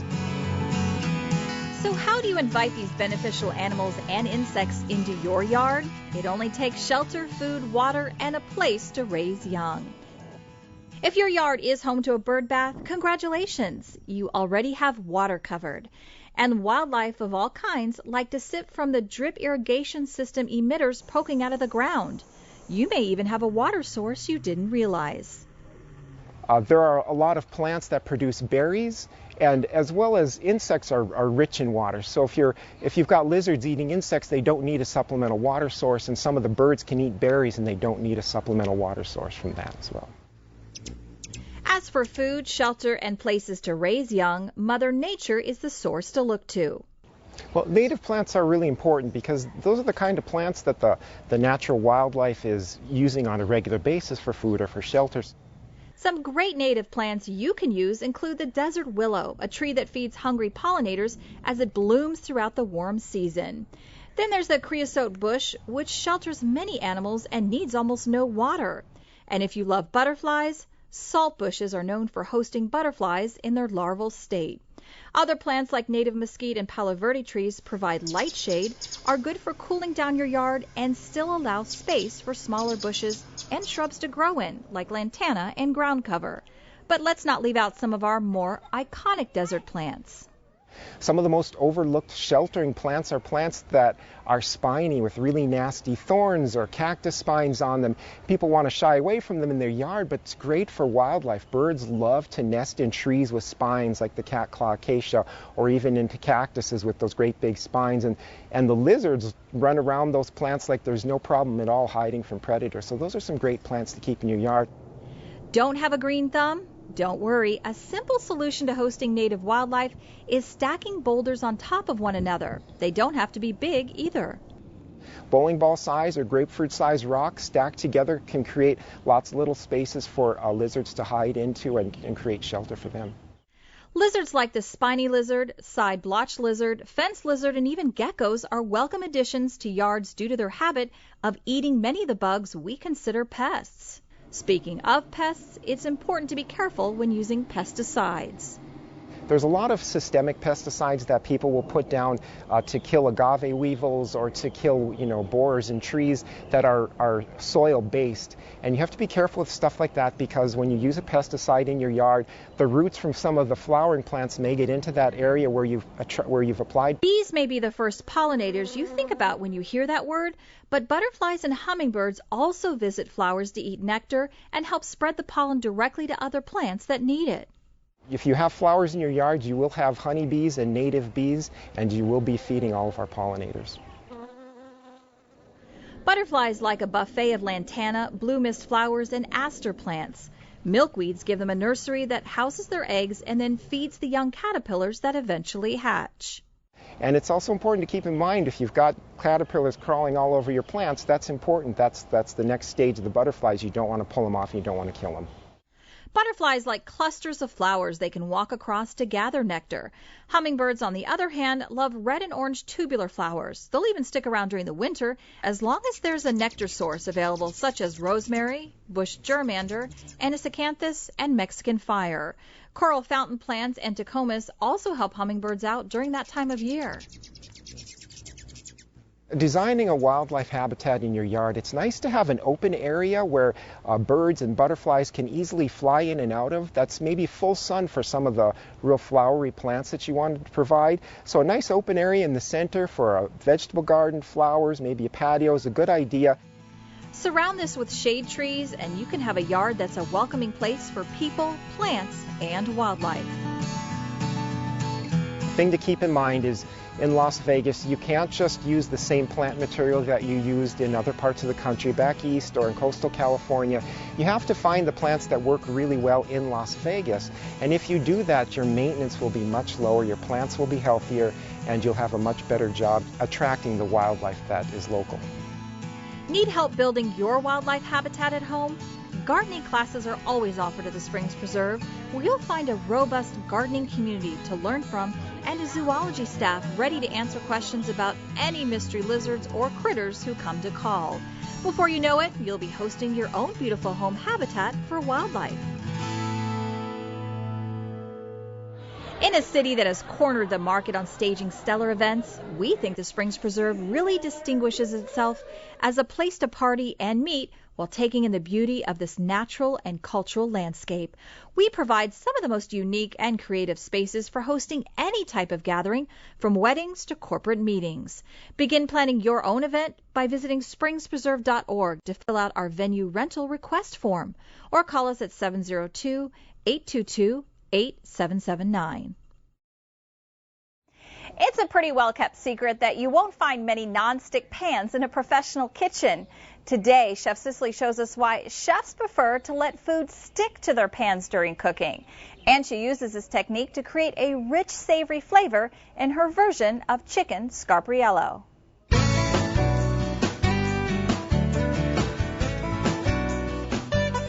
A lot of cooks, when they start in the kitchen, think that a pan like this, without any non-stick, doesn't work right. Well, the truth is, French pans and a lot of high-quality cookware, we actually want things to stick to the pan because it creates the basis for a whole lot of flavor, like in what I'm making today, which is scarpariello. So the first thing I did to get this beautiful fond was render some Italian sausage. Then in the rendered fat of that Italian sausage, I sauteed some chicken thighs, and I'm holding those aside. So now I have this wonderful pan with beautiful fond in it, and I'm simply going to deglaze it. That was red wine vinegar that I just went ahead and dumped in there. I am going to grab a spatula and scrape off all of that delicious goodness. Now, one of my best friends growing up is always looking for great dishes she can make that are family friendly for her kids, that she loves, her husband loves, and her kids love. So she took this dish and made it with sweet peppers instead of with hot peppers. And so now everybody enjoys it. So as soon as I've got a nice reduction on this, and I'm not going to let it reduce all the way, I just want to get all those caramelized chicken bits off the bottom of the pan. I'm going to dump in a bunch of onions and let those sweat. So they're going to cook for about 3 minutes. I'm going to increase this heat up to high until they become translucent.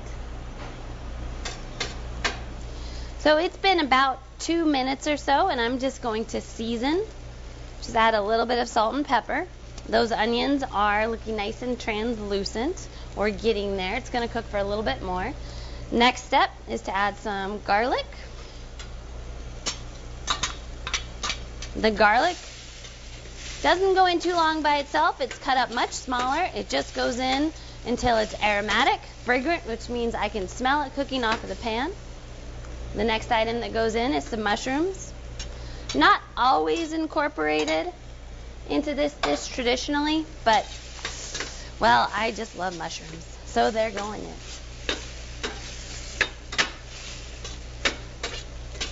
Now the mushrooms, as they cook, they're going to absorb any of that liquid that's left from the red wine vinegar deglaze. What I want to see is that there is a minimal pull of liquid off the pan.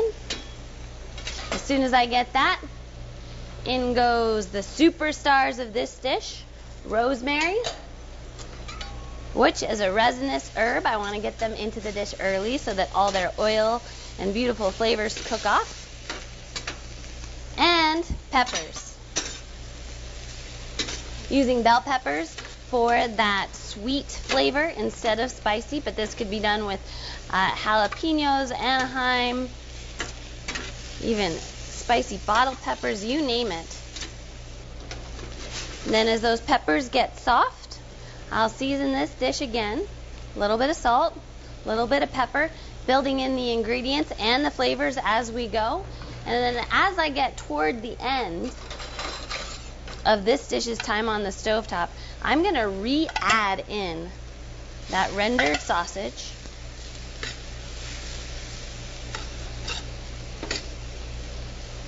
And then I'm going to take that chicken that I rendered off earlier. And I'm going to just snuggle it right in there.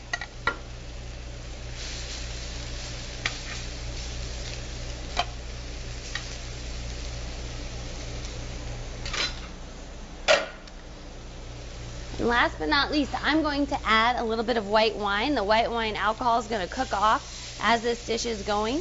But you could also do the same step with vegetable stock, chicken stock, or even water. And now I've got a nice little sauce going.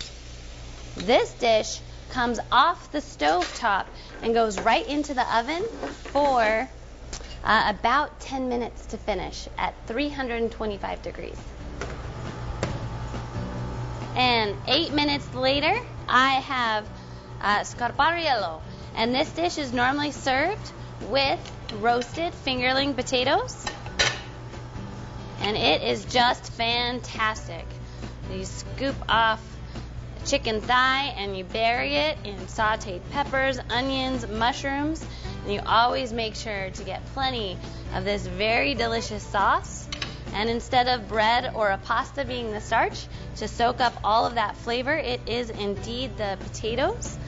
And if you'd like, you can always garnish with some fresh Parmesan and also with some parsley.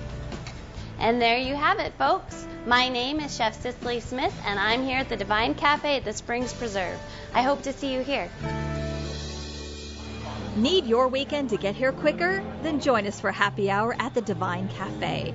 Our Thursday happy hour features ever-changing, specially priced food and cocktail menus, including Divine sliders, street tacos, blood orange cosmopolitans, and more. But that's just the start. Pair those gustatory goodies with live entertainment, dazzling views of the Las Vegas Strip, and the laid-back Springs Preserve vibe you know and love. And you've got the perfect antidote to a week that's running long. Get happy every Thursday from 4 to 8 p.m. in the Divine Cafe. There's a lot more to discover, so join us next time here at the Springs Preserve, where life-size dinosaurs, cool summer activities, the science of archaeology, and wildlife in a happy home mingle to bring new life to Las Vegas.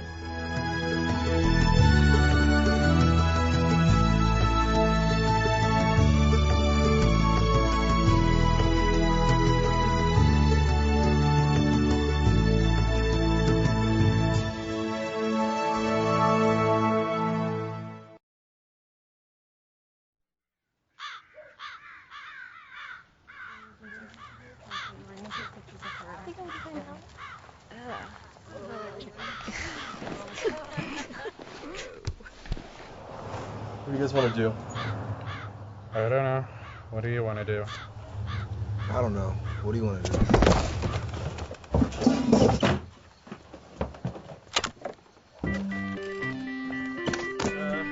1, 2, ready, go.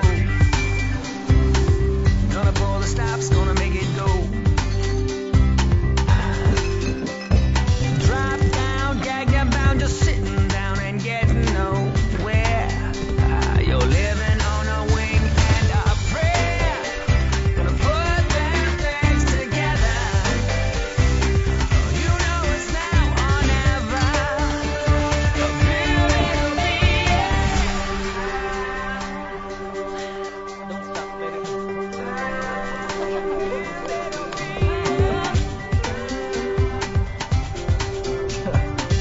guys want to do now?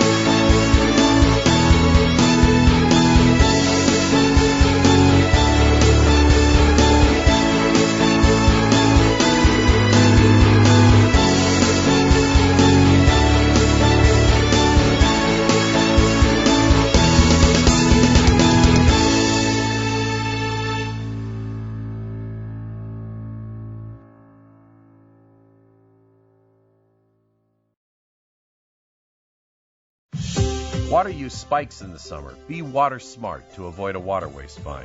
Protect your home from major water damage with new technology that alerts you when a water leak happens. And learn how SNWA treats and delivers the highest quality drinking water. See all the ways to save here on Waterways.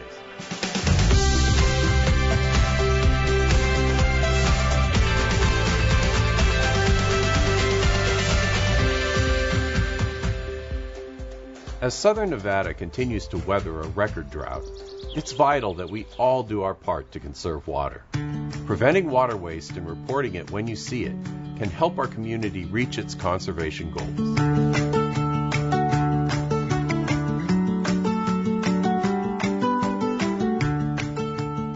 On average, Valley residents use about 60% of their water outside in a typical month.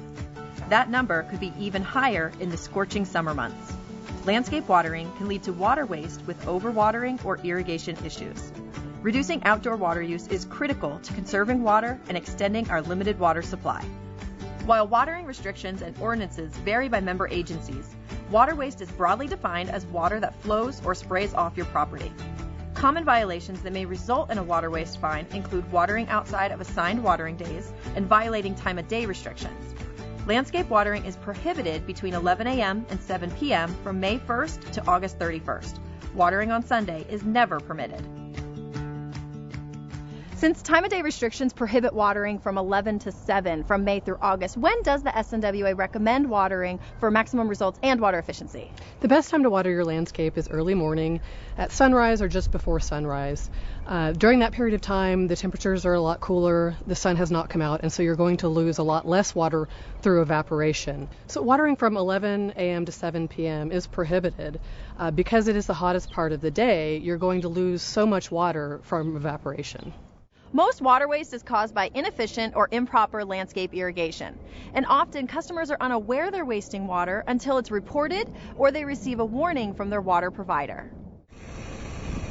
Runoff and overspray are common water waste issues, especially with sprinklers.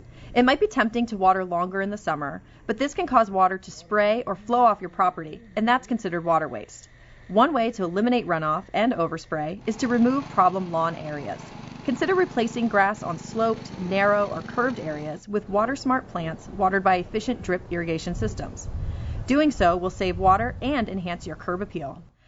Here are more tips to guard against water waste. Water only on your assigned watering days. If you don't know your days, visit snwa.com. Check your irrigation system weekly and repair or replace broken sprinklers and drip heads. Adjust misaligned sprinkler heads. Look for leaks. They'll show up as wet spots in your landscape. If water is bubbling to the surface, you may need to consult a professional. Use the cycle and soak method when watering grass. Cycle and soak method is basically watering your grass in shorter increments over multiple cycles. SNWA typically recommends 3 cycles of about 4 minutes each cycle.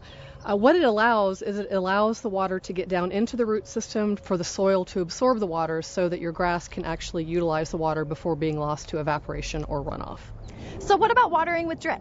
So with drip irrigation, even though you're allowed to water 6 days per week in the summertime, you really don't need to. The plants that you're watering with drip irrigation can typically handle being watered 3 days per week, even in the hottest times of the year.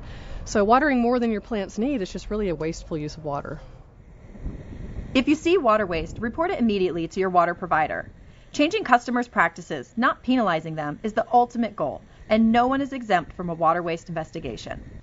Municipal agencies investigate water waste at homes, apartments, businesses, civic buildings, and even schools operating out of compliance from local ordinances. Water waste fees for SNWA member agencies start at $40 to $80 for most residential customers and double each month if the water waste continues.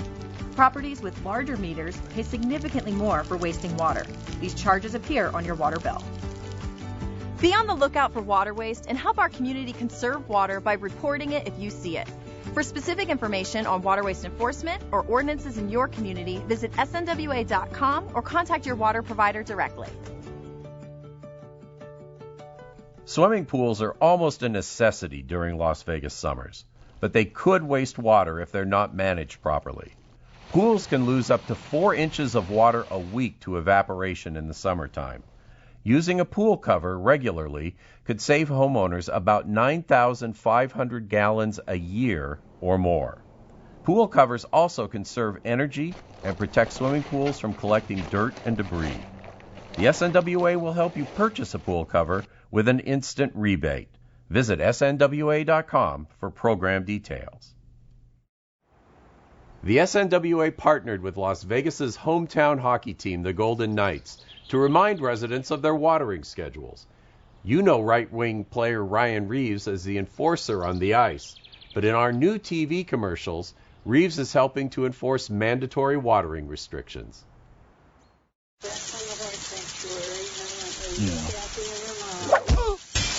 Reality check!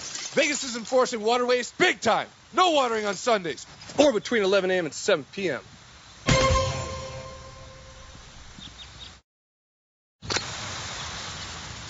Woo! Reality check!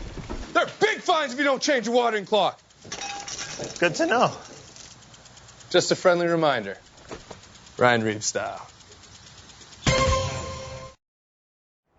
Outdoor watering increases in the summertime, but we're in a record drought, and managing your watering schedule is key to helping our community conserve its most important natural resource. After all, watering restrictions are mandatory and could save billions of gallons of water if everyone complied.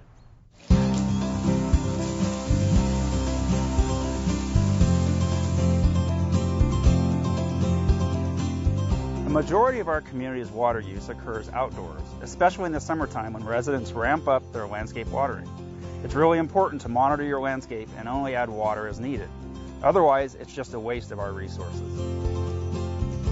In the hottest months, most valley homes use most of their water outdoors to water their landscapes, and you'll really feel the pinch if you're still watering thirsty grass. Summer watering restrictions May through August allow watering up to 6 days a week, but the SNWA says you may not need it. Summer watering restrictions allow customers to water 6 days a week, but do landscapes really need that much water in early summer? Usually not. In summertime, like in May, June, the nighttime temperatures are still cooler, so you don't need to water, you don't need to jump from 3 days a week basically to 6 days a week, especially for grass. You can kind of gradually increase your watering. So we always suggest go from 3 days to 4 days, kind of monitor how your landscape is doing, and you kind of gradually do that as we work our way into the hotter months in the summertime. Drip irrigation, obviously, you don't need to increase to 6 days throughout the year, actually. In the summertime, you can get by with watering 3 or 4 days a week, especially for trees. Bushes, you can get by with for, same thing, 3, 4, maybe 5 days, but you don't need to go to 6 days. So the biggest thing is, you just got to monitor your landscape and see how the plants are doing and how they're responding to what you're watering. But the biggest issue we always have with residential people is they jump up to like the 6 days, whatever our maximum watering is, and we don't need to do that. You kind of gradually work your way up through the summer. As you balance smart water use with your landscape survival in the heat, these tips can further help manage your water bill. First, set your sprinklers to cycle and soak. Several short cycles help avoid runoff. The Water Authority recommends 3 sprinkler cycles of 4 minutes each, spread over several hours before sunrise, to give most lawns the water they need when they need it. Turf areas that are shaded or protected may need less water. To help grass retain moisture in the heat, adjust your mower to cut grass higher in summer months. Mowing to about a 3-inch height creates a shade canopy over the soil that can reduce water evaporation. The time of day you water is important as well. In the summertime when it gets really hot, it's obviously very critical to water as early as you can. Ideally, you water before sunrise. At that time, most of the water gets into the plant roots. For the grass, you get most of the water into the plant to the grass. Also, you don't have evaporation. If there's wind occurring, all those things kind of happen once the sun comes up. So ideally, you want to water before that, as early as you can. Also, there are watering restrictions, which you are not allowed to water between 11 and 7. So obviously, you don't want to have any issues with that. So you want to make sure and water as early as you can. The final thing is we also put in new restrictions in the last couple of years where you can't water on Sundays. So basically all outdoor watering is prohibited on Sundays. Watering between 11 a.m. and 7 p.m. in summer or on Sundays any season of the year could also result in a water waste fine. If you have stressed or dry areas, use a handheld hose to target these. It's much more efficient than running your entire system longer, and it's permitted under watering restrictions. Next, turn your focus to your drip system, which most likely waters your trees and plants. The trick to watering smart with drip is a longer cycle, less frequently. Drip systems vary from home to home, but the SNWA recommends 1 drip cycle, 30 to 90 minutes long, 3 days a week in summer. In scorching July and August heat, you may opt to add a watering day or increase minutes on existing drip cycles, but daily drip watering won't be needed and can actually harm your plants. Maintaining your irrigation system is just as crucial as following your watering schedule to support conservation efforts. As you watch your water use this summer, remember these 4 steps to stay water smart. Inspect, connect, direct, and select.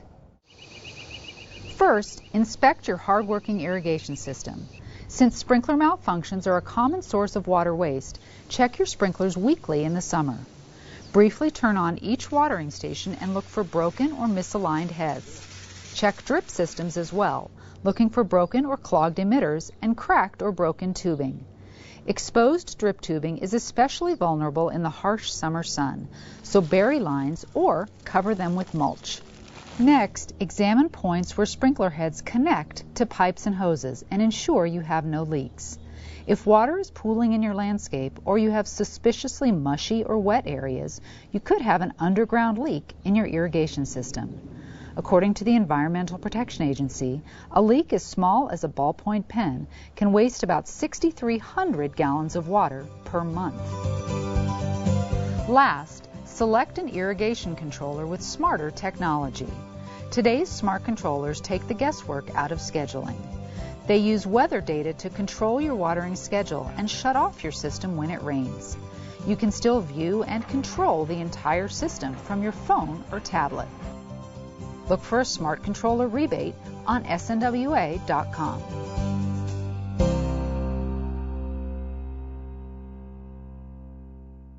After months of negotiations and an extension by the federal government, Nevada, Arizona, and California have signed the Drought Contingency Plan. Under the plan, the 3 states will make a series of voluntary water contributions to keep water in Lake Mead.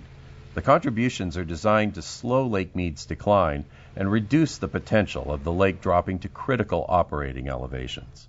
The plan will allow the lower basin states to recover some of their voluntary contributions as Lake Mead's elevation recovers. Continued conservation is critical to maintaining our current and future water resources. Leaks, seen and unseen, can happen quickly and waste a lot of water. You may not even know you have a leak until you open your water bill and get stung by the cost. Now you can stop leaks almost instantly and protect your home from potential water damage and conserve water at the same time.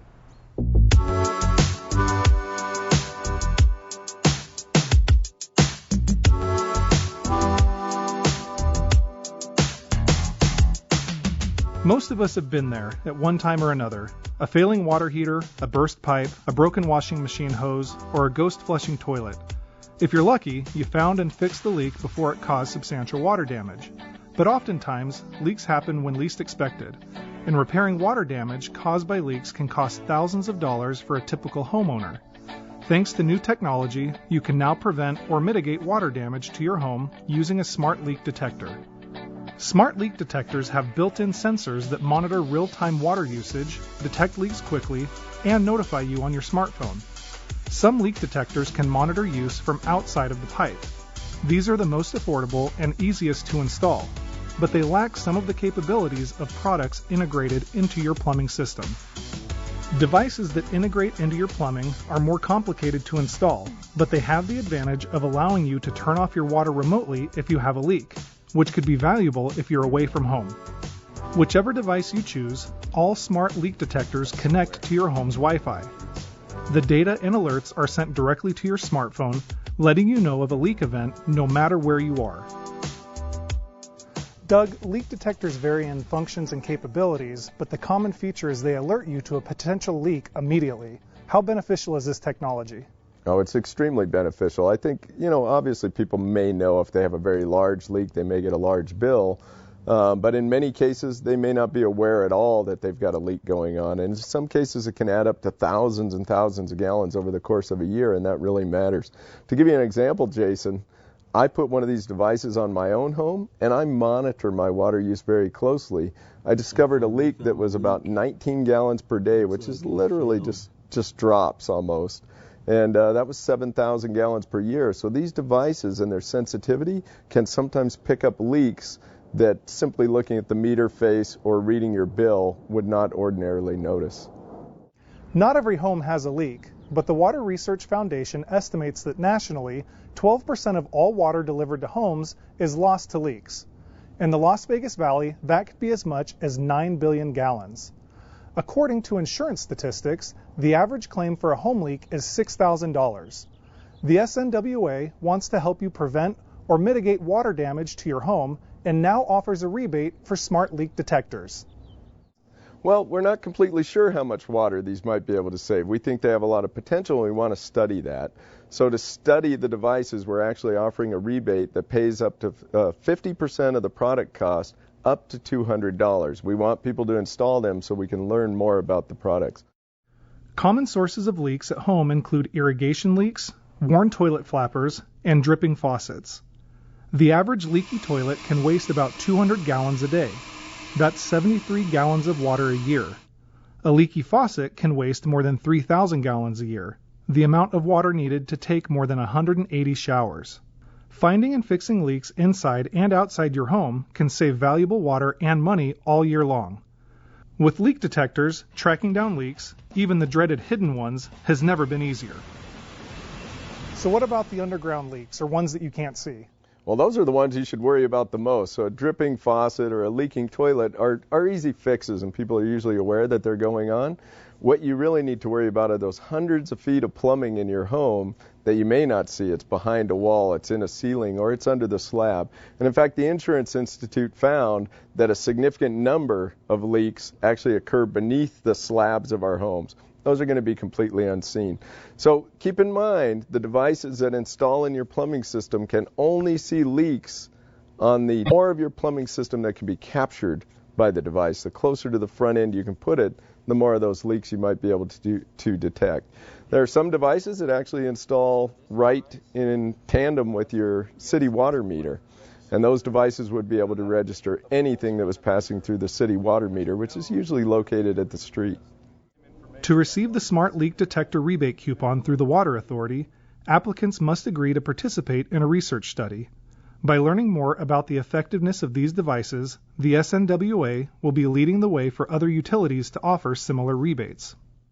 By joining into this rebate program, you're also consenting to be part of our study, and we're hoping that we'll be able to learn more about how, when, and why homes leak, and how quickly people with these devices may be able to respond. And then we'll be able to share that kind of information with the entire utility industry so that we can all determine if these devices should be incentivized across the United States. To learn more about qualifying smart leak detectors and the rebate, as well as the requirements of the program, visit snwa.com. Single-family residents consume the largest amount of water in southern Nevada, more than golf courses, resorts, and commercial properties combined. Do you know how much water you use for activities like showers, laundry, and landscape irrigation? Find out with our water use estimator on snwa.com and learn how to make water-saving changes around your house. Simply enter your address and your home's square footage will be calculated automatically. For more accurate results, enter the types of fixtures and appliances you use. The online application estimates both indoor and outdoor water use and provides customized water-saving tips for your home. Southern Nevada's water treatment facilities are in the ranks of the elite. The Alfred Barrett Smith Water Treatment Facility recently earned the Partnership for Safe Water's Excellence in Water Treatment Award. The River Mountains Water Treatment Facility received the award in 2018. The Water Authority is only the 14th community water system out of more than 50,000 nationwide to earn the water industry's most exclusive designation from the American Water Works Association. We can't live without water. You might say that makes it our most valuable resource. And that's also why Southern Nevada Water Authority works around the clock to ensure your water's quality, reliability, and security. We want you to know the facts about the resource you depend on, so you can drink your water with confidence.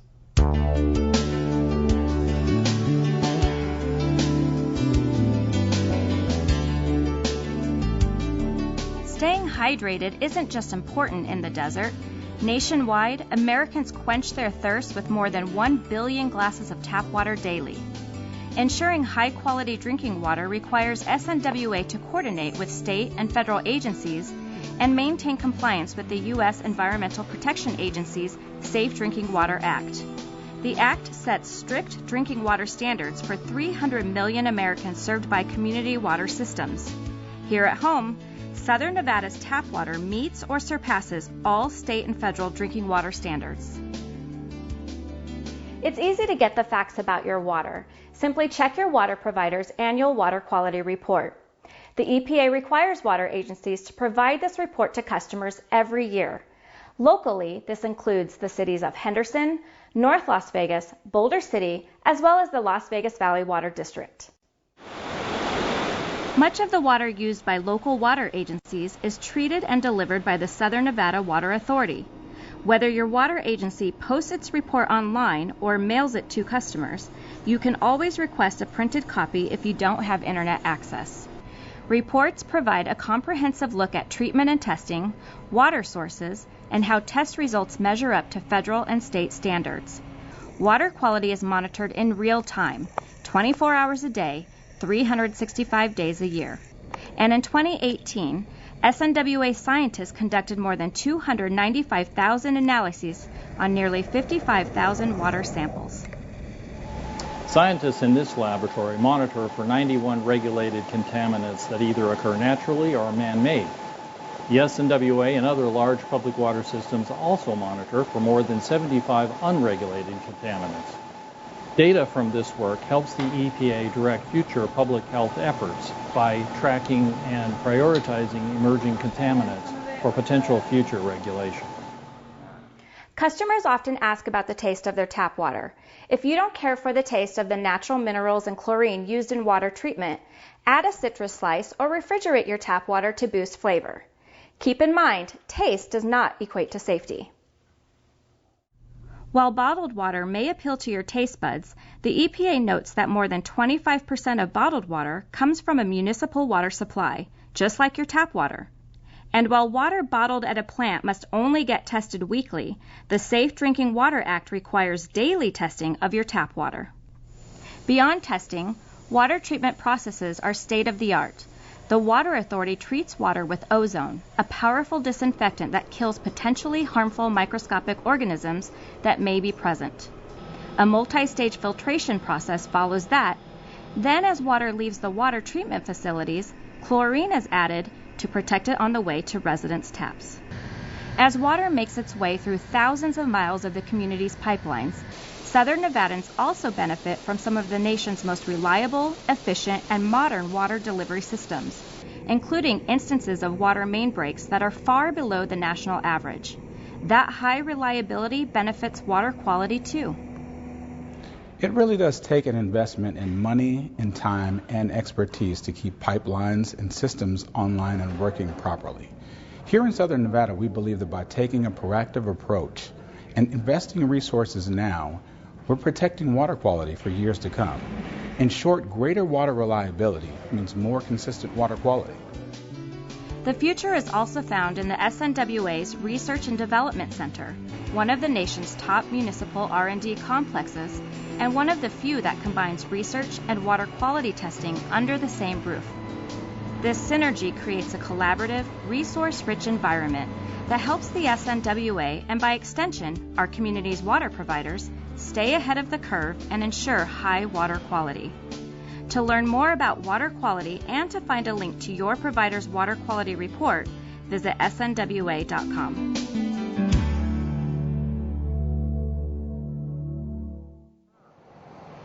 Keeping a clean car is a challenge in Las Vegas, especially since we've had more rain than usual.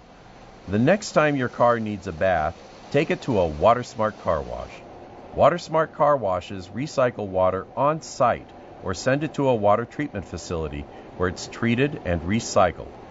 WaterSmart car washes use less water than hand washing your car at home. And the SNWA offers coupons to participating car washes. Visit snwa.com to print a coupon good for $2 or more.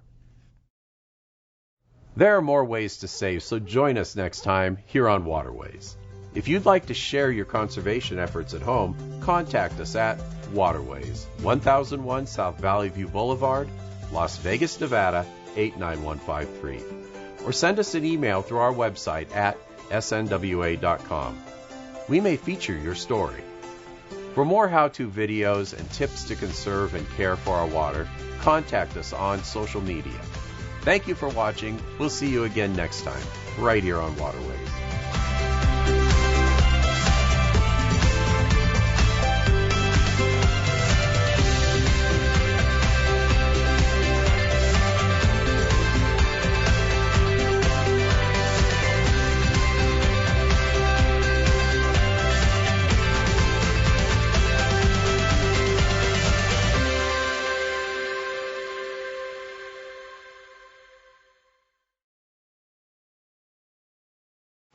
Hi, I'm Mike Pacini, Community Affairs Director for Boulder Disposal. Citywide no-sort recycling is here. Boulder City now has expanded a citywide comprehensive no-sort recycling program. It is so simple to use and proven to increase recycling results virtually overnight.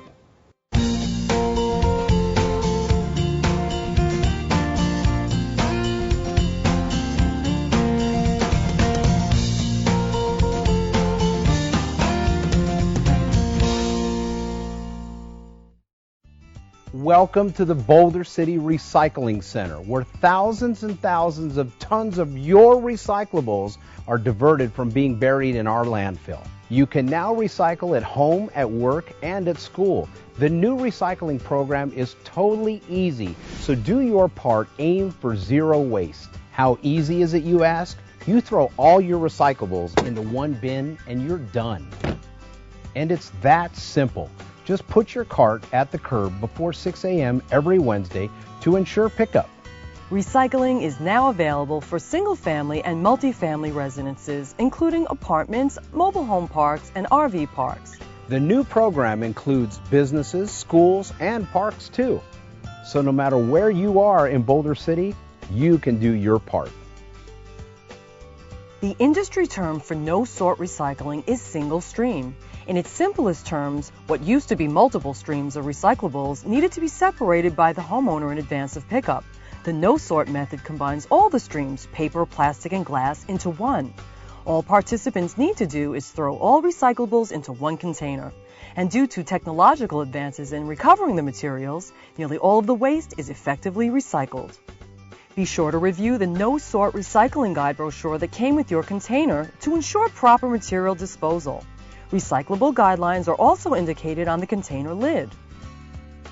Boulder City, with your continued commitment to recycling and our new BC Waste-Free No Sort Recycling program, we are confident we can more than double the amount of recyclables kept out of our landfill. All homeowners can participate in the citywide BC Waste-Free Curbside Recycling program. Each homeowner will be provided with a green 65-gallon wheeled recycling bin. All recycling will be collected on Wednesday every week.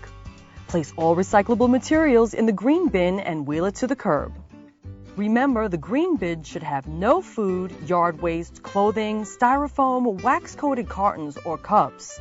It's very important to keep the green bin for our recyclables only. Once your green bins have been emptied, the recyclables are trucked to the Boulder City Recycling Center and unloaded. It's here at the Boulder City Recycling Center where your recyclables are loaded into containers and trucked to the main recycling center in North Las Vegas. So no matter where you are in Boulder City, you can do your part. Aim for zero waste. For those residences requiring additional recycling bins, please email us at contact@bcwastefree.com or visit us online at bcwastefree.com. Improved recycling is vital to the future of our city and our planet. Aim for zero waste. I'm Mike Passini, Community Affairs Director for Boulder Disposal, and together we'll make Boulder City cleaner and greener.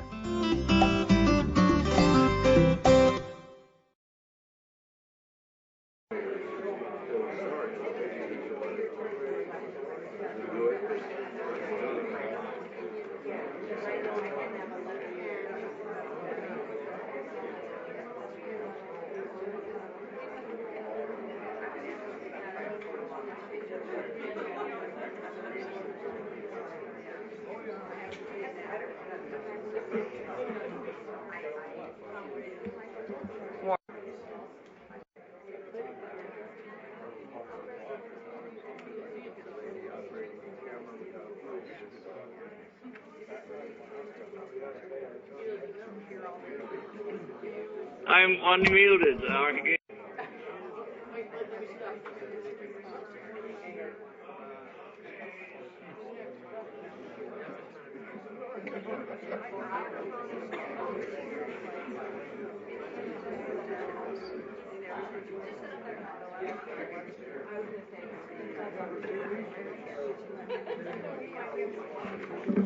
Welcome, everybody. Prior to calling the meeting to order, I'm going to administer the oath to our newly elected mayor and council members. So if you'd please rise and raise your right hand, please. I state your name. I, Karen McManus, Do solemnly swear do solemnly swear that I will support, protect, and defend that I will support, protect, and defend the Constitution and government of the United States the Constitution and government of the United States and the Constitution and government of the state of Nevada and the Constitution and government of the state of Nevada against all enemies, against all enemies, whether domestic or foreign, whether domestic or foreign, and that I will bear true faith, and I will bear true faith, allegiance and loyalty to the same, allegiance and loyalty to the same, any ordinance, resolution, or law any ordinance, resolution, or law of any state notwithstanding, of any state notwithstanding, and that I will perform well and faithfully and that I will perform well and faithfully all the duties of mayor, City Council,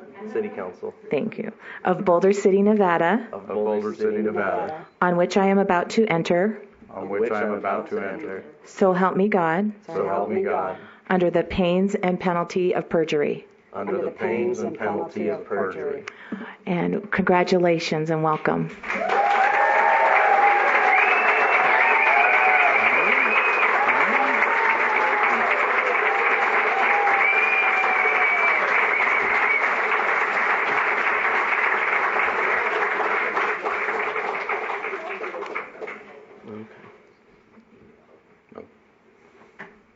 we have some business to take care of.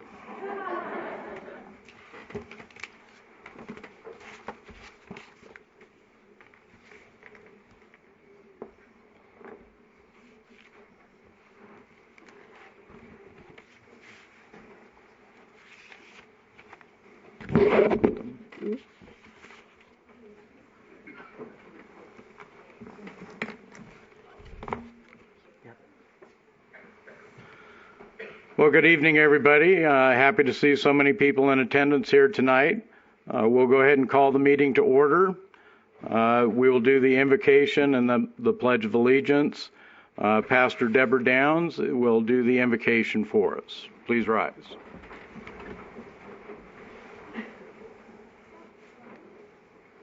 Please join with me in prayer.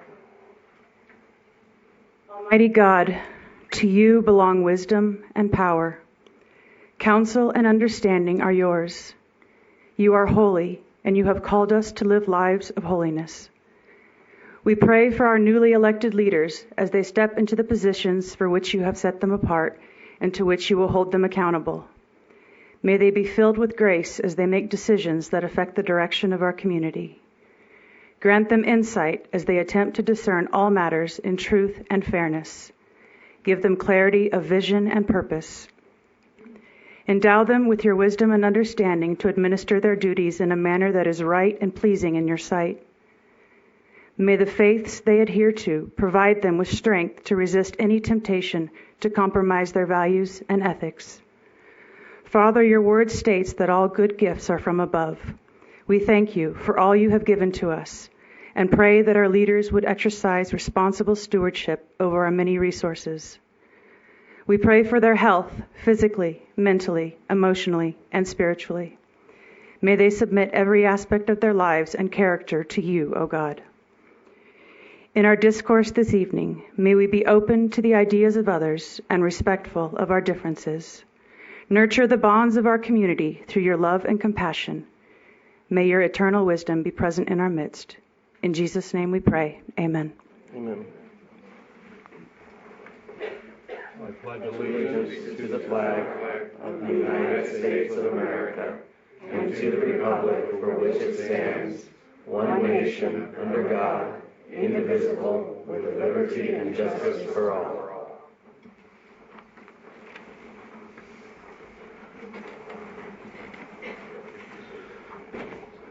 Thank you, Pastor Downs, for your kind words for us tonight.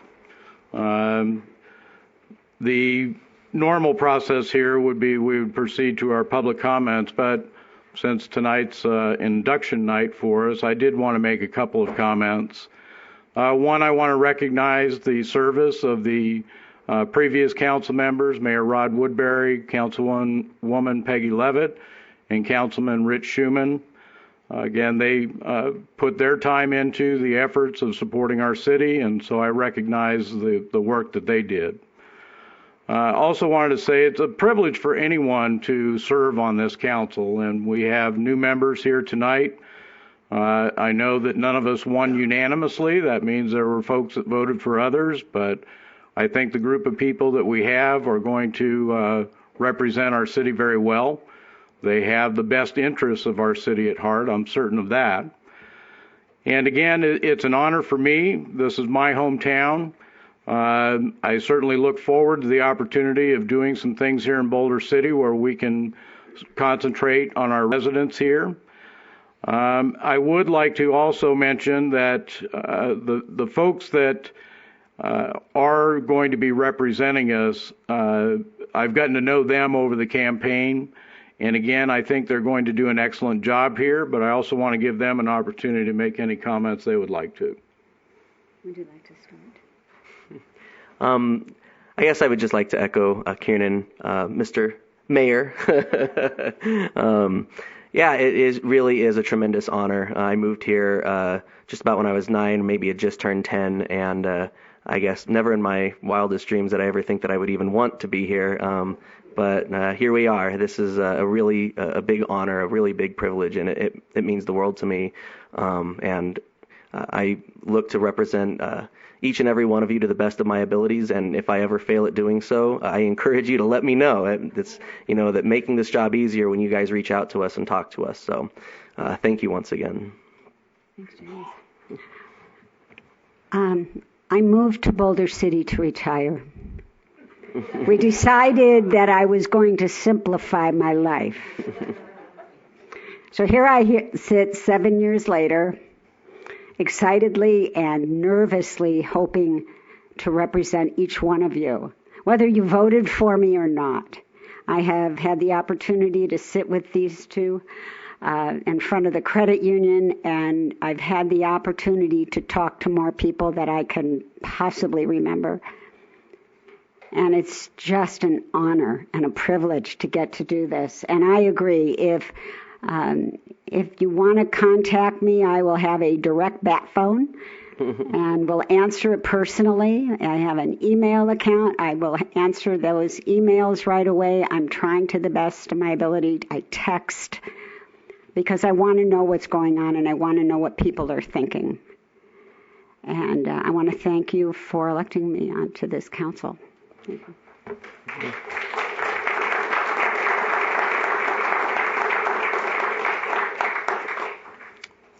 Public comment. Public comment is now 5 minutes, as it has always stated on the agenda. At this public comment period, you may comment on items that are included on the agenda. With the return to the 5-minute period, I would again encourage everyone, our discourse here should always be civil and concise, I hope. I know that some folks like to go on a little bit, so I am reserving the right to purchase an air horn at my own expense. But again, in all seriousness, folks, I think we can have an opportunity here to hear from you, but let's make sure that we address what we need to. Thank you. So with that, is there anyone wishing to speak in public comment?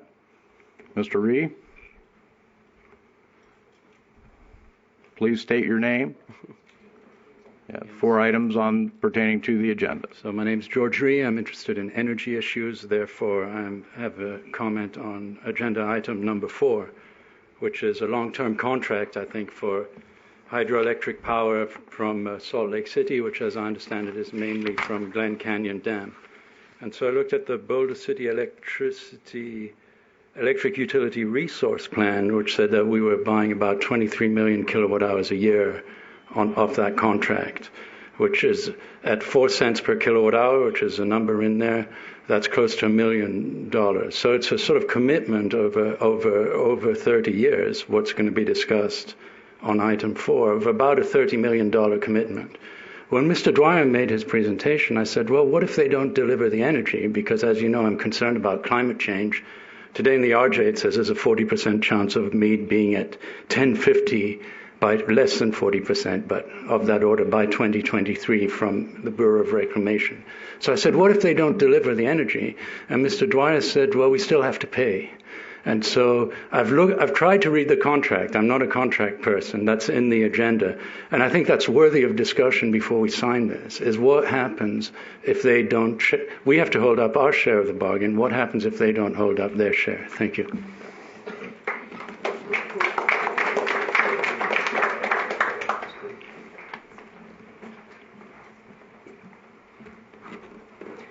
Kelly Carlson, Boulder City resident. I would like to make a comment on regular agenda item number 8 regarding filling the unexpired term for now Mayor McManus.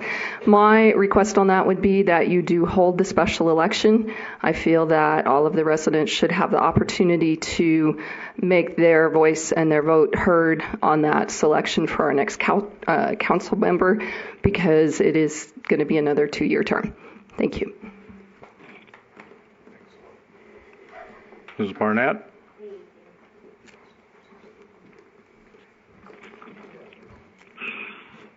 Congrats.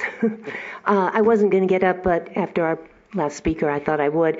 I recommend that we don't have an election. My understanding is I could be off. It's a $30,000 deal. And I think that the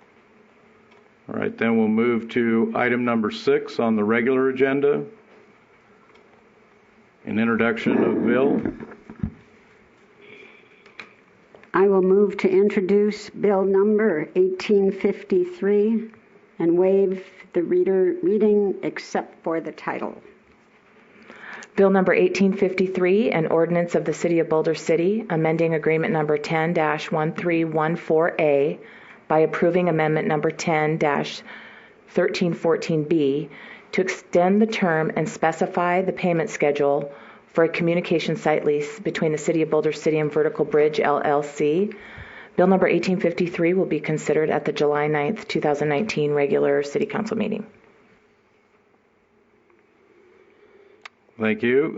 Moving to item number 7 then, we have a recognition of Andy Shaper and David Enyart for their efforts for the Big Sky Conference, Collegiate Conference tournaments.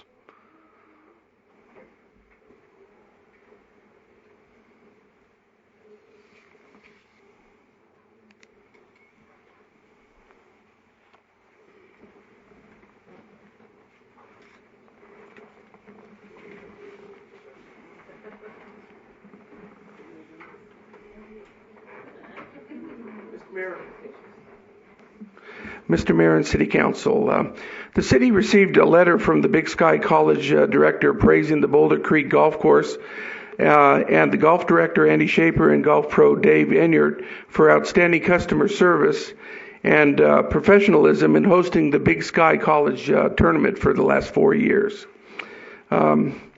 The golf course, they said, and the service was great. And although they will not be back for the next few years as they rotate the golf courses for the college tournament, they wanted to honor golf director Andy Shaper and golf pro Dave Enyart for a job well done. And at this time, I'd like to ask Andy and Dave to come up, which they're here, and Andy would like to say a few words. Well, thank you so much for having us. Great honor to be recognized for something that we do each and every day. We've, for the last few years now, have hosted so many events, and for the Big Sky to come for 4 years, it was an honor and privilege to have them. I want to thank Dave more than anything because he really sunk his teeth into this and his attention to detail over that event as well as all of the other events that we have at the golf course. We couldn't do it without Dave, so kudos to Dave here. He's really the one that puts the time and effort in and the reason that they came back. So, but yeah, it's been a lot of fun to see the competition of a Division I conference come, as well as the UNLV ladies when they come in the fall. It's just a great pleasure to see that competition happen and the great scores being played, and everyone has a very enjoyable time at the golf course. So thank you. And just to echo a lot of what Andy said, the 16 and a half years I've been working for and with Andy has been a great experience, great honor, and couldn't do it without him and the support of the city. So thank you again for the opportunity. Thank you. And we have a couple of recognitions here. We'll go ahead and do a presentation.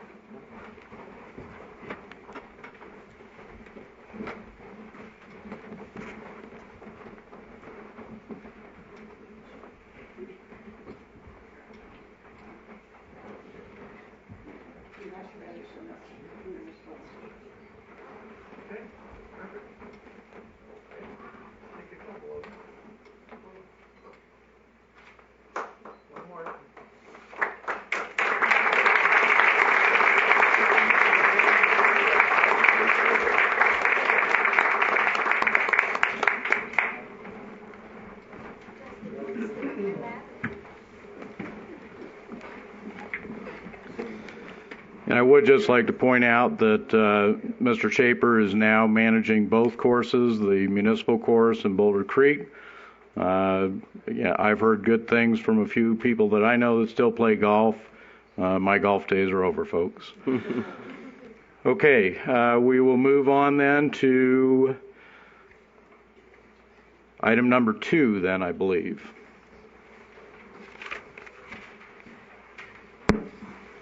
Good evening, Mayor and Council. My name is Keegan Luttrell. I'm the Public Works Director. Item number 2 is a 3-part item that is pertaining to the Boulder City Parkway Complete Street Project. The first part, Part A, Resolution 6950, is a resolution. It's an interlocal contract with RTC for additional funding for the project. The original interlocal with RTC was back in 2016 when we were just basically starting on design and just had a real rough estimate of what the project was cost. After working with our construction manager at risk, we came up with a guaranteed max price, and the price was more than originally anticipated. So we went back to RTC and asked them for the additional funding, which is about $4.4 million, and they gladly obliged and are going to fund the rest of that portion of the project. Part B, Resolution 6951, is the resolution with our construction manager at risk, American Civil Constructors. They have a guaranteed max price of $15.8 million to complete this project.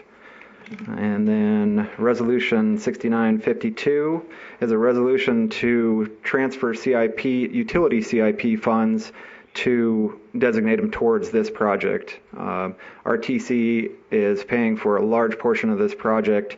There is about $700,000 in the project that we need to do for utilities. We're going to replace some of the sewer mains, all the water services, move some fire hydrants, stuff like that, and that's what the $700,000 is going to pay for. Here to answer any questions, the contractor, Jed Wheeler with ACC, is here, and also our city engineer was here, but he had to take off. Any questions from council? I had requested this item be placed onto the regular agenda because we are talking about such a large number of the utility funds being spent, and I know in campaigning that was a huge interest for a lot of people, is where is our money going. So I wanted to have this discussion so people could start to get an understanding of how we're spending that. I know I asked some of these questions and you were able to answer them, but I just wanted to ask them again. These utility replacements were always assumed to be needed for this project? Correct. Yeah, the utilities, to best of my knowledge, most of them were installed back in 1969 or somewhere around there. So since we already have the road open during this project, it's the best time to get in there and replace all these utilities. Right. And then, which was my other question, how old is the infrastructure? Obviously, it's getting up there. And then about the funding, where that's coming, the majority of this funding is coming from completed projects with remaining budget left over from that was completed already that has still remaining budget? Yeah, and you see in the packet there's 4, 6, 7 projects. Most of those projects were other CIP projects that we either completed in-house or they were a lot smaller in scale than what we anticipated when we created the CIP. So yeah, it is the leftover funding from those projects that we're moving forward. There is one that the project wasn't complete. We're able to push that off without too much of a scare. We're not sure on exactly what we're going to do for that project. Part of that is we're going to be doing an assessment on all of our utilities, and that'll be identified in there. No further questions from me. I don't have any questions. Thank you. My question to you yesterday was similar to what Councilman Adams had. Was we talk a lot about our aging infrastructure here in Boulder City, and even though 1969 sounds like a long time ago, 1939 is even longer ago than that, and I'm sure there are some of that infrastructure still in place here. But obviously we have an offer from RTC to pay for this project. As you said, the roadway will be opened up, and for us not to go ahead at this time with this, probably it would be short-sighted of us. So we know we have a lot of work to do on our infrastructure here in Boulder City, but some projects are going to have to get moved up depending on what else happens. So one thing I did fail to mention is that NDOT volunteered to give us $640,000 to do additional asphalt repairs. We weren't going to do quite the extensive repairs in a few areas, but you'll notice in front of Chili Jilly's how broke up it is. That's what the $640,000 is going towards, asphalt like that. And that project will be beginning when? Pending our NDOT permit, we're hoping to start the third week in July. And the estimated length of time? We have 10 months in the contract. Right now, we're discussing with the contractor some different ways to maybe shorten that up, but we're trying to impact the public the least possible. So right now, it's looking at 10 different phases, and so it'd be taking 10 months, a month per phase. And one of the conditions of this, as I recall, is this construction manager at risk, as I believe the word is assured, that access to all the businesses will be available? Yes, sir. Okay. All right. Thank you. Welcome. Any other questions? All right. We'll go ahead and consider these separately then. Resolution 6950 is the resolution for the supplemental interlocal contract. I'll move to approve that. I second. All in favor? Aye. Aye. That passes. Item B is Resolution 6951, a resolution between Boulder City approving the contract with American Civil Constructors as construction managers at risk. Again, I'll move to approve that. Second. All in favor? Aye. Aye. Passed unanimously. Item C, Resolution 6952, a resolution of the City Council of Boulder City amending and revising the fiscal year capital improvement plan by relocating funds from water and wastewater utility capital improvement projects to this Parkway project. Again, I'll move for passage of that. Second. All in favor? Aye. Aye. Aye. Again, unanimous. All right, we'll move to item number 3 then. Resolution 6953, and Mr. Luttrell again. Again, Keegan Littrell, Public Works Director. Item number 3, Resolution 6953, is the resolution for approval of the final acceptance, final payment, release of bonds, and release of retention for the El Dorado Phase 2 project, El Dorado Waterline Phase 2 project. This portion of the project was the boring underneath the highway, the parkway, and also under the railroad tracks. Staff reviewed, did a final walkthrough on the project on May 6th and found the project to be complete. And I also would like to mention that it came in almost $100,000 under budget. I'm here to answer any questions if you have any. Any questions from council? Okay, yeah, again, I asked that this agenda item be moved because this water solar line was a big discussion when we were campaigning. So this is the completion of the second phase. It's my understanding that there is a third phase to be completed potentially. Yeah, staff, that's kind of a tricky question, and I know during public comment they asked about that too. We're reviewing the contracts from the early 2000s right now. It was originally anticipated that there was a phase 3 that we'd have to get down to basically the training facility area. So like I said, we're reviewing those contracts right now to make certain that that's our obligation to get it all the way down there. So I don't really have a clear answer for you, sorry. If we were to go forward, do we have any idea what that might cost us, that third phase? Ballpark, $3 or $4 million. And up to date, how much have we spent on the first 2 phases? 2 phases, 2.5, maybe 2.6. So in the end, we're talking over 5 million. Yeah, 5-6 million. Yeah. Okay. Okay, I have a question. From what I understand, originally we were paid $2 million, and was that for phase 1 or phase 1 and 2? Phase 1 was to install, it wasn't clarified as phase 1, phase 2. Okay. Public Works split that up into 2 phases because it's essentially 2 different types of construction. One is open trench where they can use an excavator. That's the phase 1 that's running along the highway and down south. Phase 2 is where they had to bore underneath the highway, so it's kind of different construction, so that's why we split it up into 2 phases.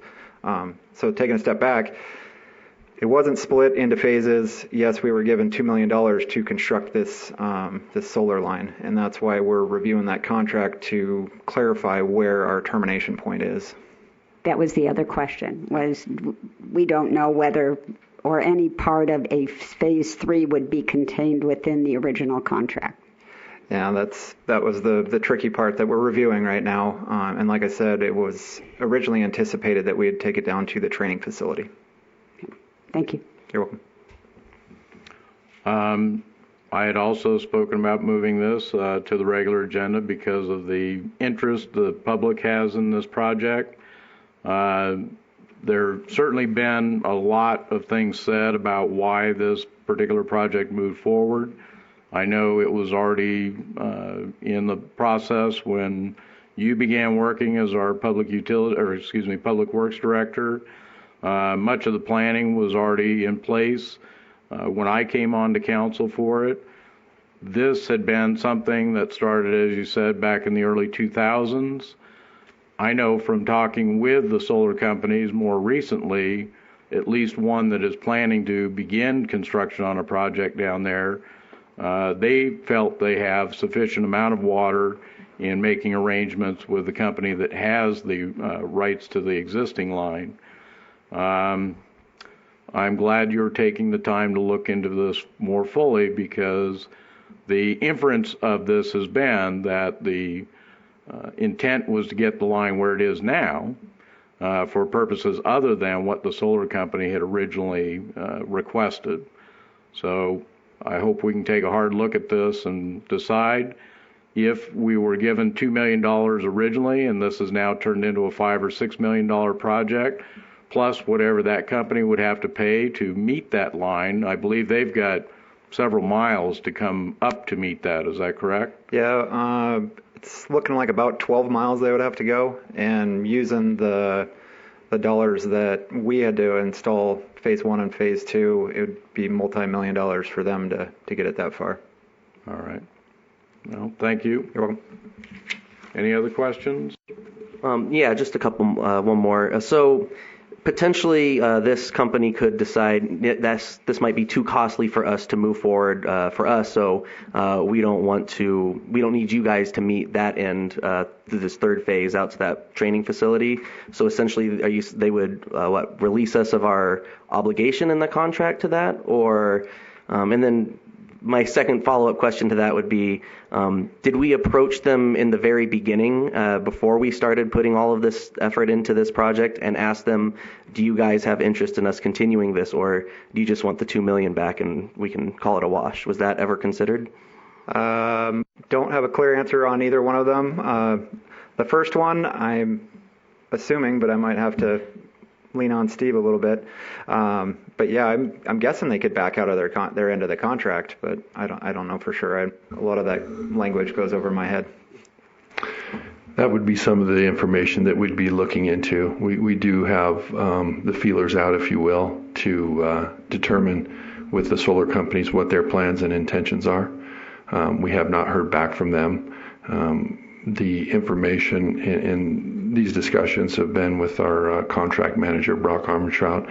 My understanding is that they have that with their engineering right now to make those determinations. So we're waiting to hear back from them, but obviously we don't want to spend more money if we don't have to.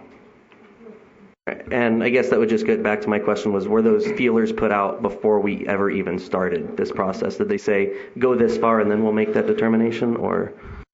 Councilmember, if I may answer that question, the staff that would have done that is not here today, so we can't really answer for them, but I can tell you that the staff that is here, as we were completing phase 1 and phase 2, have reached out to the solar companies to ask them their intent for the remaining portion of this project.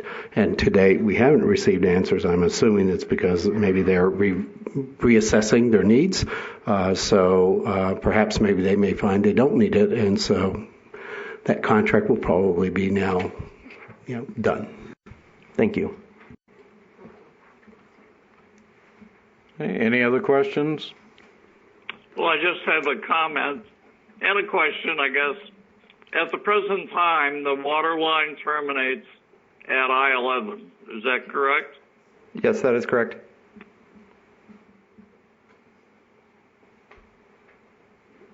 He answered affirmatively.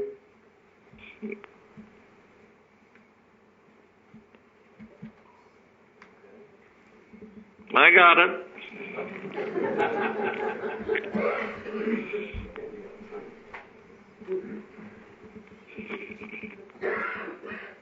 Any other questions, Councilman Harhe? No, I got the information up. All right. With that, then, I will move for approval of Resolution 6953. Second. All in favor? Aye. Aye. Aye. Motion is unanimous.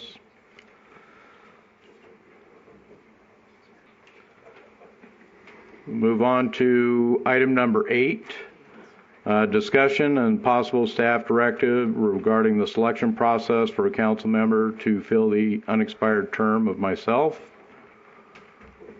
Madam City Clerk, perhaps you could give us an overview of the options and possible outcomes. Thank you, Mayor. Well, as you know, with your successful election as mayor, it does leave a vacancy on your former council seat. That seat does expire in June 2021. The council has two options to consider to fill the seat.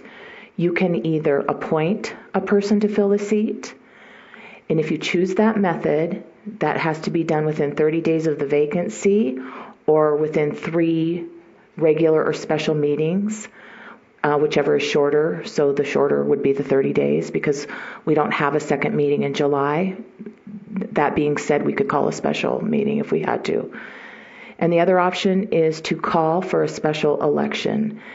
And because it's only one race, the state law allows us to conduct a special election by mail ballot only, mail, M-A-I-L, mail ballot only if it chooses, or we can also run another special election just as you would a primary or a general, but the time frame would be very condensed. It wouldn't run a full cycle.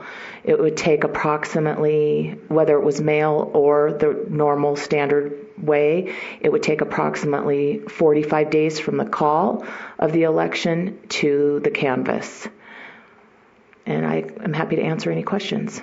And by canvass, you mean actually some period of time after the election?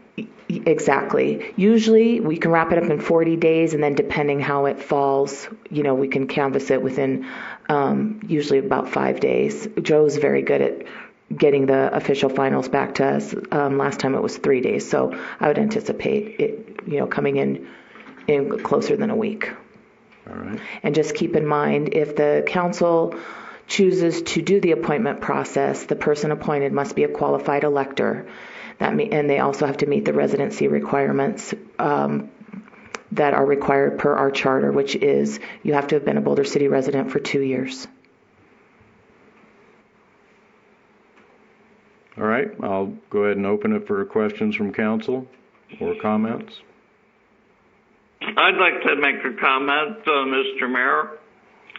Go ahead. Yes, in analyzing the present situation, every member of council right now has been endorsed and promoted for office by the BCCA.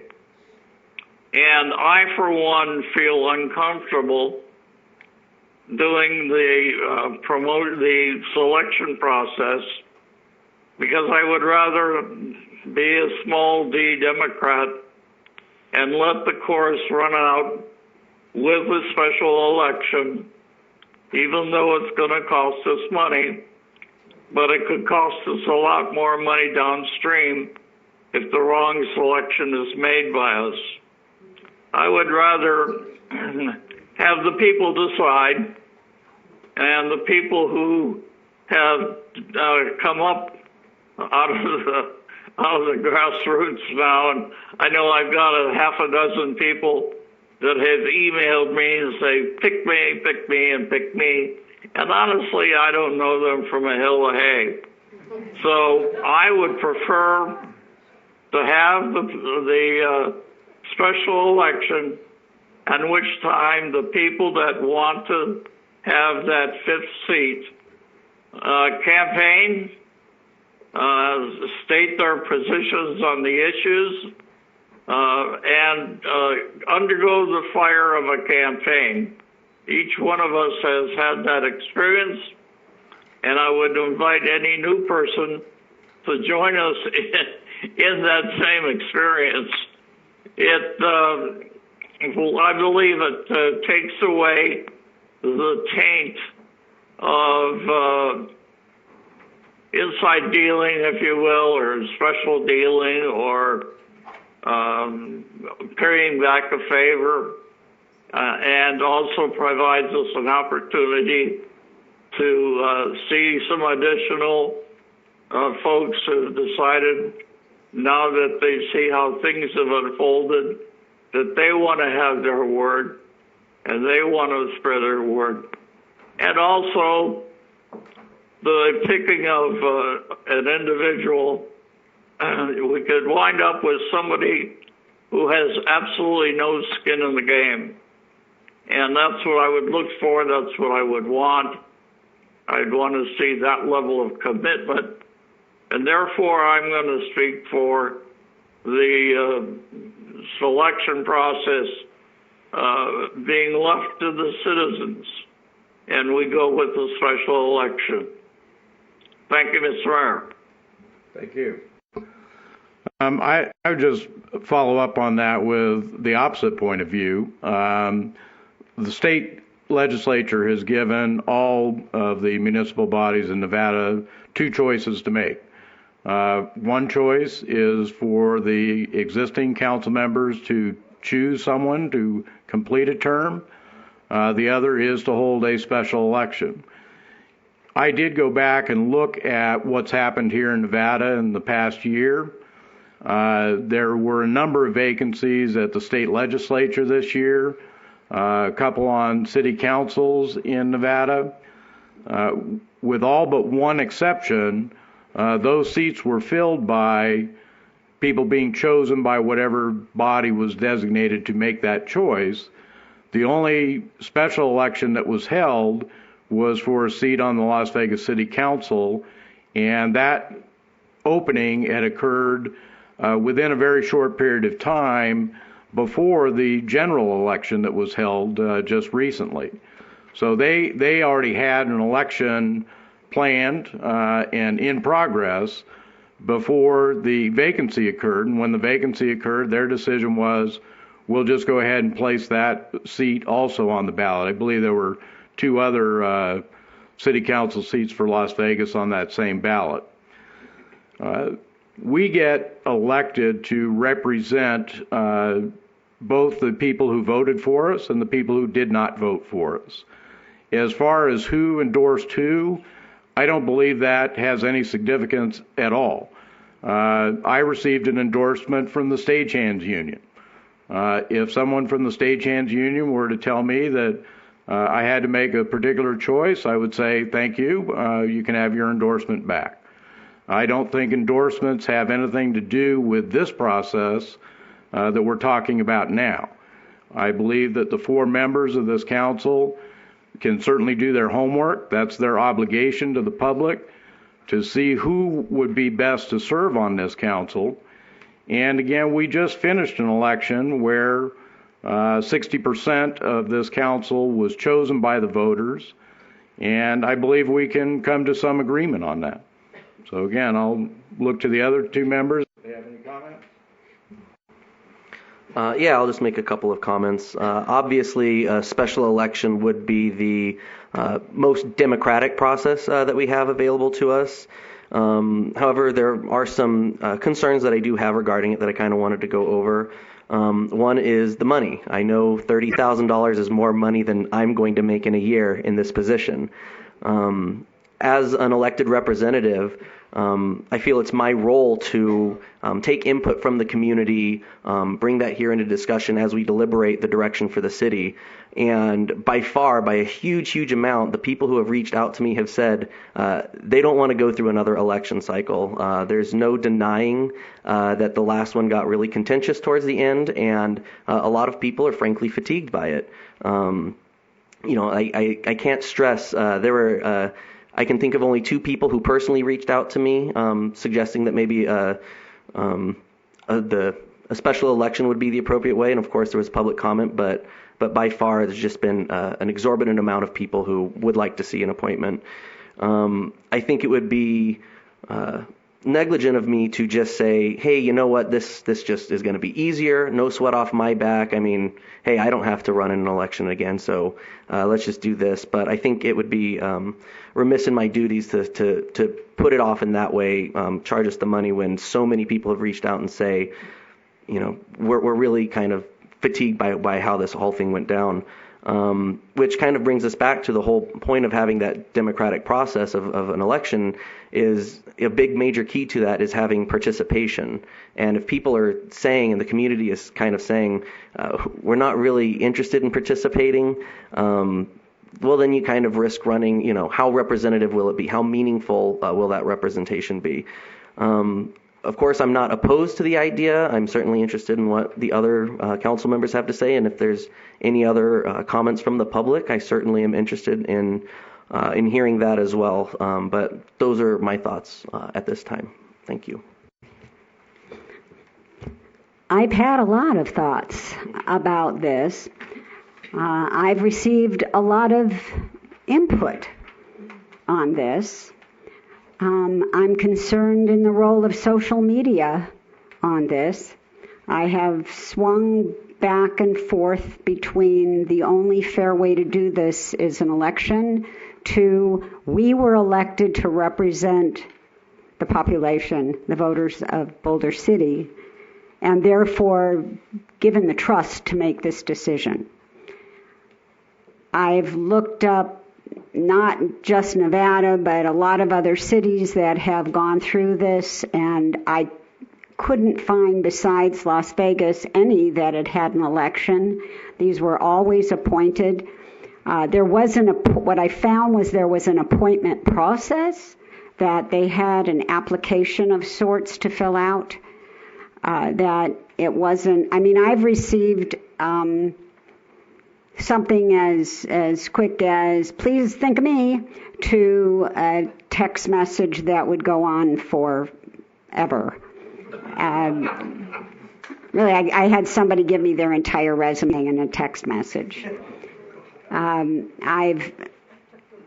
I know that there are some good people who are interested in doing this.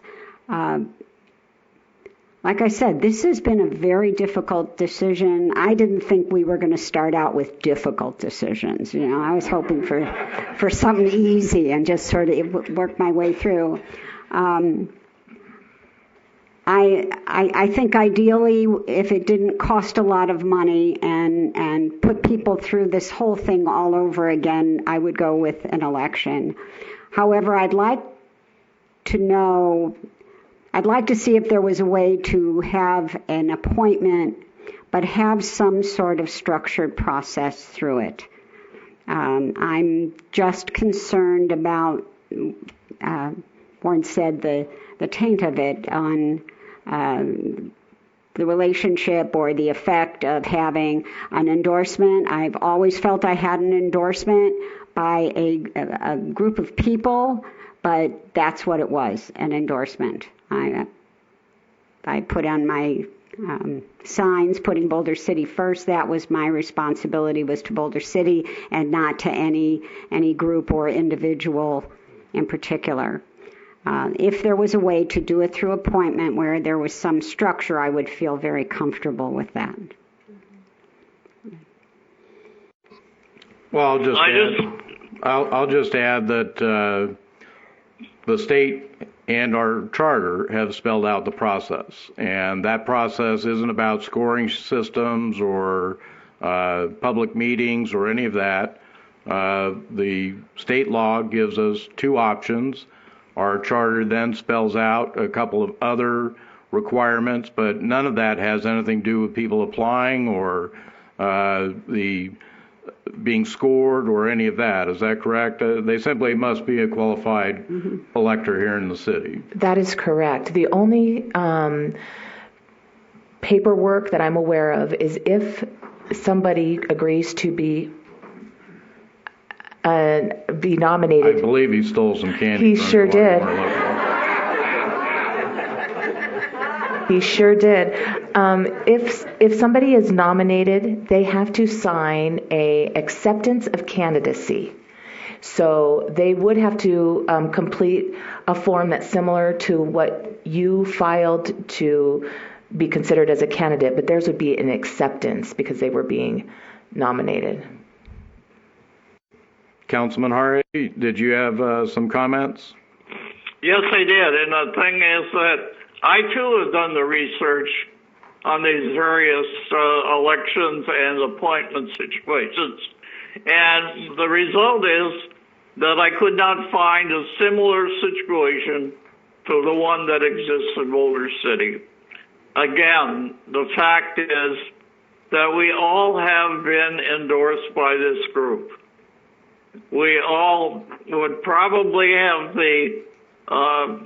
could have the perception of having a feeling of we owe back, we have to give back to this group.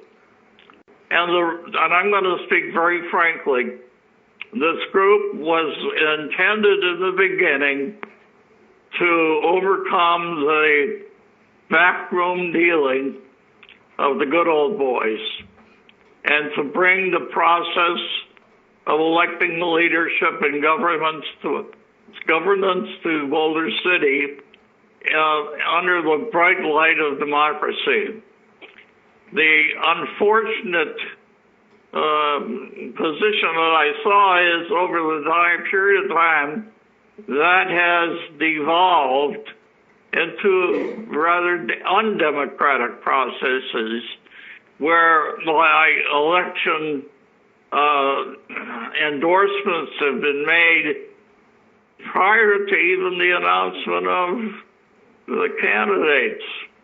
The very undemocratic process. So it's become what it was originally organized to be, a tool to bring transparency and openness to Boulder City's governance. And we must remember that our goal is not to save money. And yes, the $30,000 could, is a sizable sum. But our goal is to provide Boulder City the best governance that it can have. And I do think that's required a complete handaway or a complete amount of independence, again, from this group that has endorsed us in the past and would, I believe, may, in fact, the founders of that group have already expressed their position that they wish to fill that fifth seat. And I do, whatever we decide, I have to express my uncomfortable nature with the appointment process. And that is why I support the election, because it, again, it's the small d democratic process wound down to the end. And I know that there is election fatigue, and I know all of these negatives, but I'm not looking at that. I'm looking at a clean situation for the best governance in Boulder City. That would be my objective, Mr. Mayor. Thank you. I would just like to say, because I've certainly been notified that there's social media out there, and again, my goal in life is to never, ever again have to look at Facebook, but that's probably not going to happen. I think it's a contrivance myself to say that some group that has endorsed candidates in the past, maybe their members have actually campaigned for people, is somehow prohibited from making any comments further. I don't believe that that is the goal of any group here in Boulder City. I think, too, if you go and look at the open positions and the people who were nominated for those, you will often find that it's the activists in their community that are being nominated for these positions. I don't believe that's a surprise to anyone. I think those are the people who have already shown that they're going to step up in ways to try and serve their community. To try and blemish any organization or any candidate here by saying that there's something wrong with that, there's a couple of possibilities that this group's either really lucky and they happen to endorse the right people, or they're really smart and they did endorse the right people. So there's a couple of different ways to look at this, but unless there's any other comments from the council, I know this is not a public hearing, but I would like to open this up to public comment. All right, anyone wishing to speak in public comment, again, please give your name. Mr. Hutchinson? Yeah, excuse me.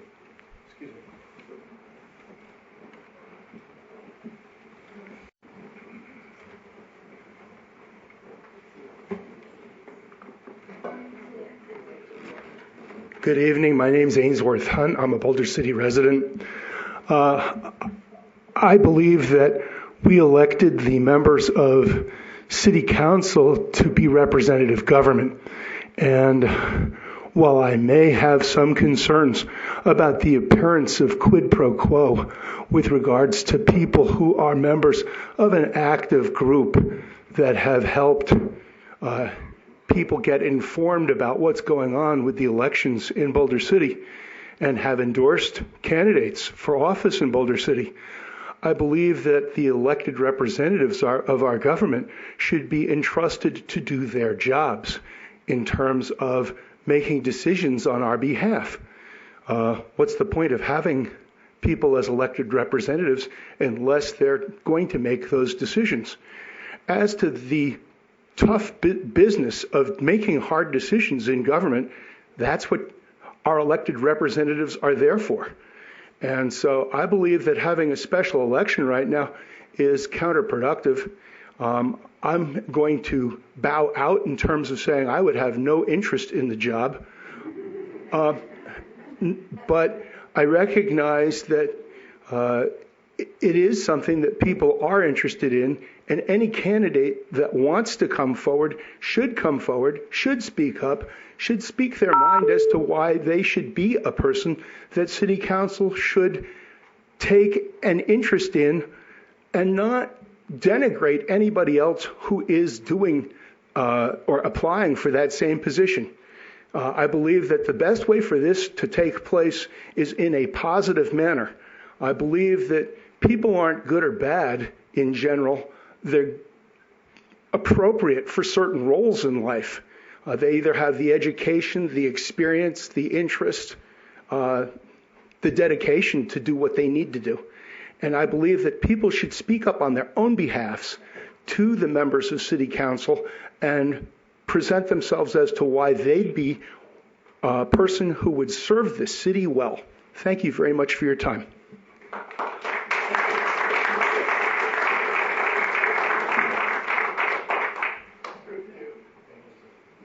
I'm Justin Keogh. I'm a local resident. I think James has read the situation exactly right. We've been through a lot of work here to put you where you are, and we trust that you'll do the right thing, and we don't want to go through that anymore. So I'm here for endorsing what James put forward. Thank you.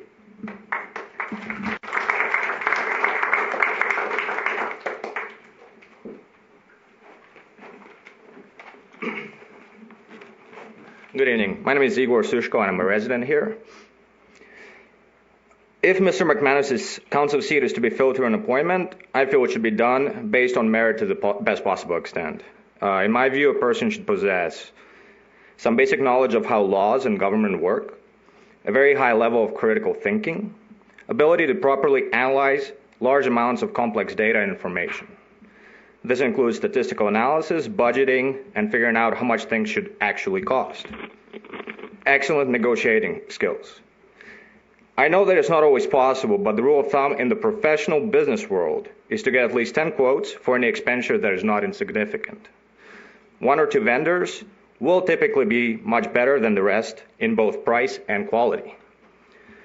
Resourcefulness, knowing what information is critical to have for the decision at hand and how to efficiently and quickly acquire that information. An instinct developed through experience to quickly sense when a given set of facts just don't add up. Ability to maintain a goal-oriented, rational head and to quickly admit any mistake or error. A person cannot properly learn from their mistakes if they refuse to admit them. This is the basis of taking responsibility for one's actions and words. No one is perfect. We all make mistakes. I've learned that the most competent people do not fear making them, but they do make them rather rarely. And when they do, they take full responsibility for them and ensure that they don't make a similar type of mistake in the future. And I also believe that we elected the current council to make that kind of an appointment decision rather than having us go through another election. Thank you.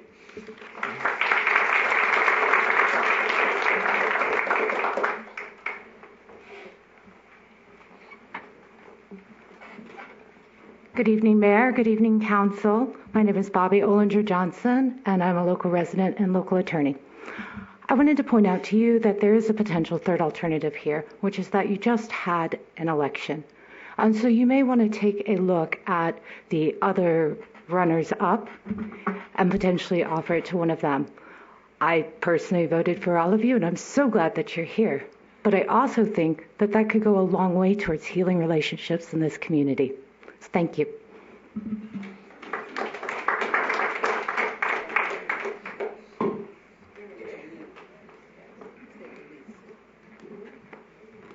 My name is Linda Barnett.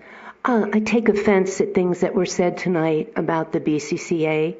I feel like the definition for tainted is when I don't agree with you, it becomes tainted.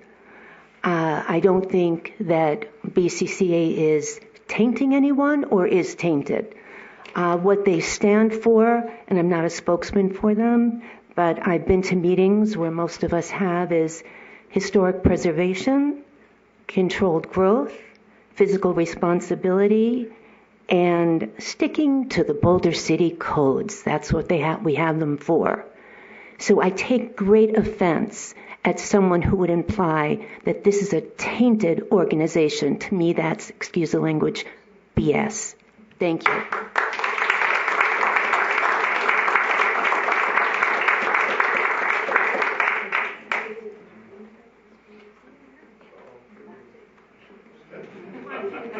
Sorry, I have to adjust it, you know that.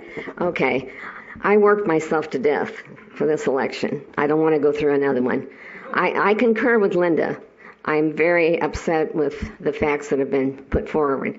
Some people seem to take an endorsement and then now they don't think it's right to take an endorsement. We voted to elect you. You have the intelligence, the integrity, and we need to rely on you. We don't want to come here every meeting and say, oh, we want you to do this, we want you to do that. That's why we elected you. You have to make the decisions, and I believe that any decision that the 3 or the 4 of you make will be the right decision. Thank you so very much.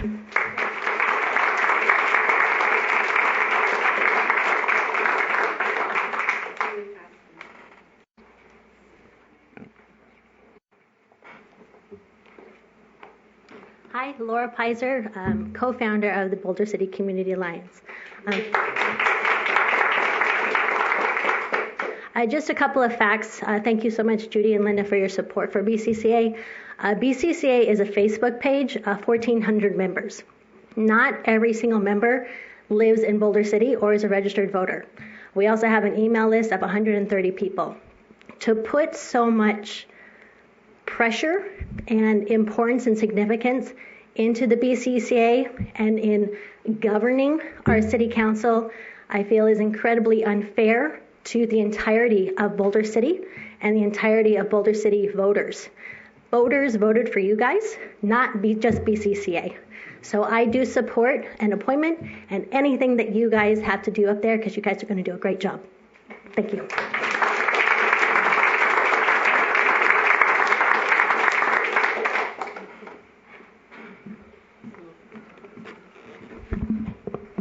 Svetlana Stefanova. I have a question about this $30,000 cost of the election.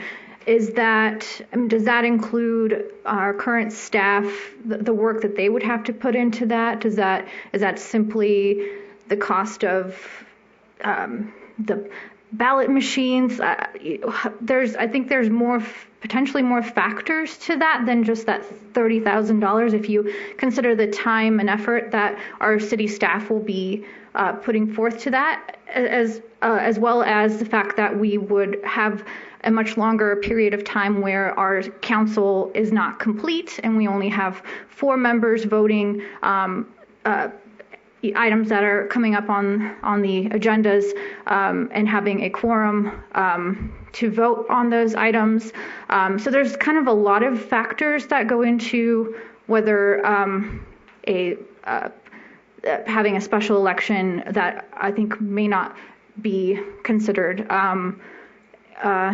I probably have other things to say, but thank you.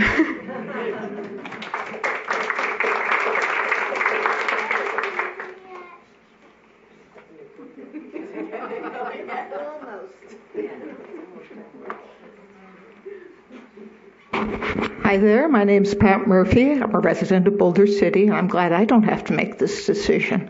But I wanted to just say a word in support of what Claudia mentioned. I'm a great believer in process and structure.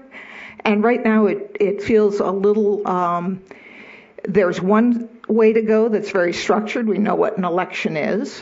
And there's another way to go. We're going to make an appointment. And how are you going to proceed on that? So I know that there is no regulations set in place about how you would proceed on that. But I think in the interests of clarity and transparency, it would be nice for the electorate to know how are we thinking of going about this. Thank you.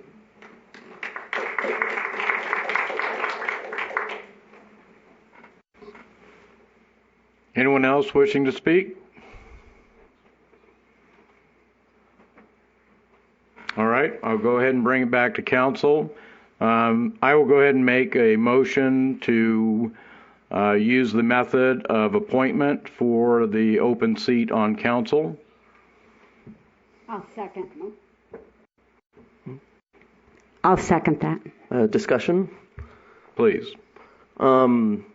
To the point of costs involved, that $30,000, is that just for doing the mail-in ballot and that covers all of the costs entirety? Is that a rough number? What is that number? Yes, at the time I wrote the staff report, that was a very rough number, and since then I've done some more research. So just to answer Svetlana's question with respect to my time or our staff's time, that's never a factor in cost because that is part of our job and one of the primary functions of the city clerk's office. So any costs that we discuss when we talk about elections does not factor in our salaries.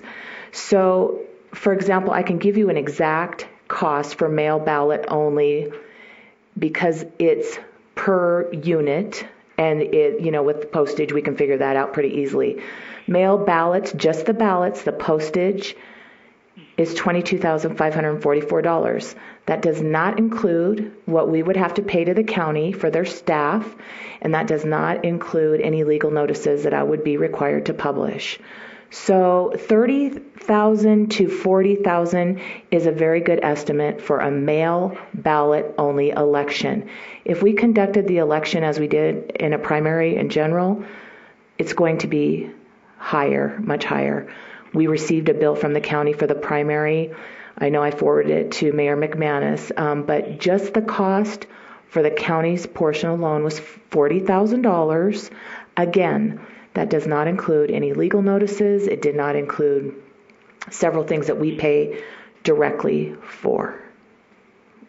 I hope that answers. And then as far as the process goes, just to provide a little bit of history, in the past, we've done this in our history, and the process is people who are qualified would reach out to their respected elected officials and express interest. That doesn't mean we have to do it in the same manner. You as a council can decide, I would like people to meet with me. You can submit an email. You can send me a resume. I'd like to know your experience. It can be up to you. However, in the past, the process is they've expressed interest. The board meets. They say, I received feedback from John Q. Public. I'd like to nominate them, and you vote. That, as Mayor McManus mentioned, that is the process.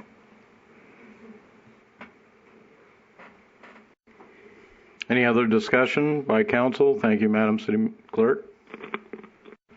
I'll just make one more comment. Should we go with this appointment process, I think it's beholden to all of us to make sure that we understand that perception is reality oftentimes. And so it would be up to us to ensure that people don't feel that we've pulled the wool over their eyes or done anything like that. It's important that people feel confident in the process and making sure that it's done. And so I think that should we go this way, that it is up to us to make sure that people have that confidence. Obviously, failing to do so could have big repercussions, and so it is something that I will take into great consideration, is the perception of everything. Just because somebody perceives it to be doesn't necessarily mean that it is, but again, the saying goes, perception is reality. So it is something that will certainly, I think, I will be factoring in, and I hope everybody else would be factoring in should we go this way. I wanted to make a comment. I did not at all feel tainted by an endorsement from the CCA.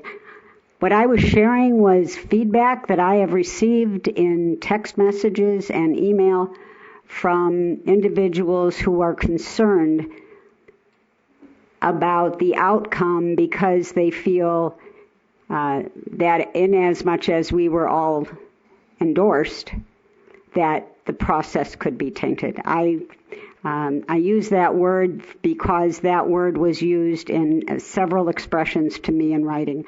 I do not feel that that was the case. And I agree with Councilman Adams that part of it is going to be communicating with the public as they give ask for information, that this will be a well thought out process. Councilman Harhe, any comments?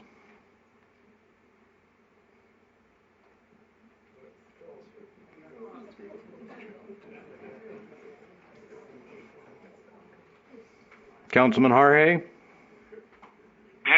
Can you hear me now? Yes. All right. I just want to express the fact that I wanted to mention that I've made hard decisions, and this decision is certainly not the hardest I've made in my life.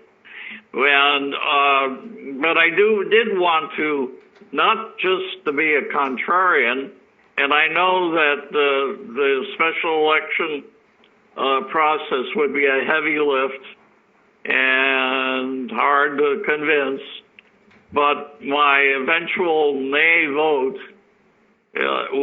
recognizes the fact that I feel uncomfortable with the process as it proceeds, and I think the comments of Councilman Adams and Bridges both are relevant in terms of the fact that we must ensure the highest level of openness and transparency in this process.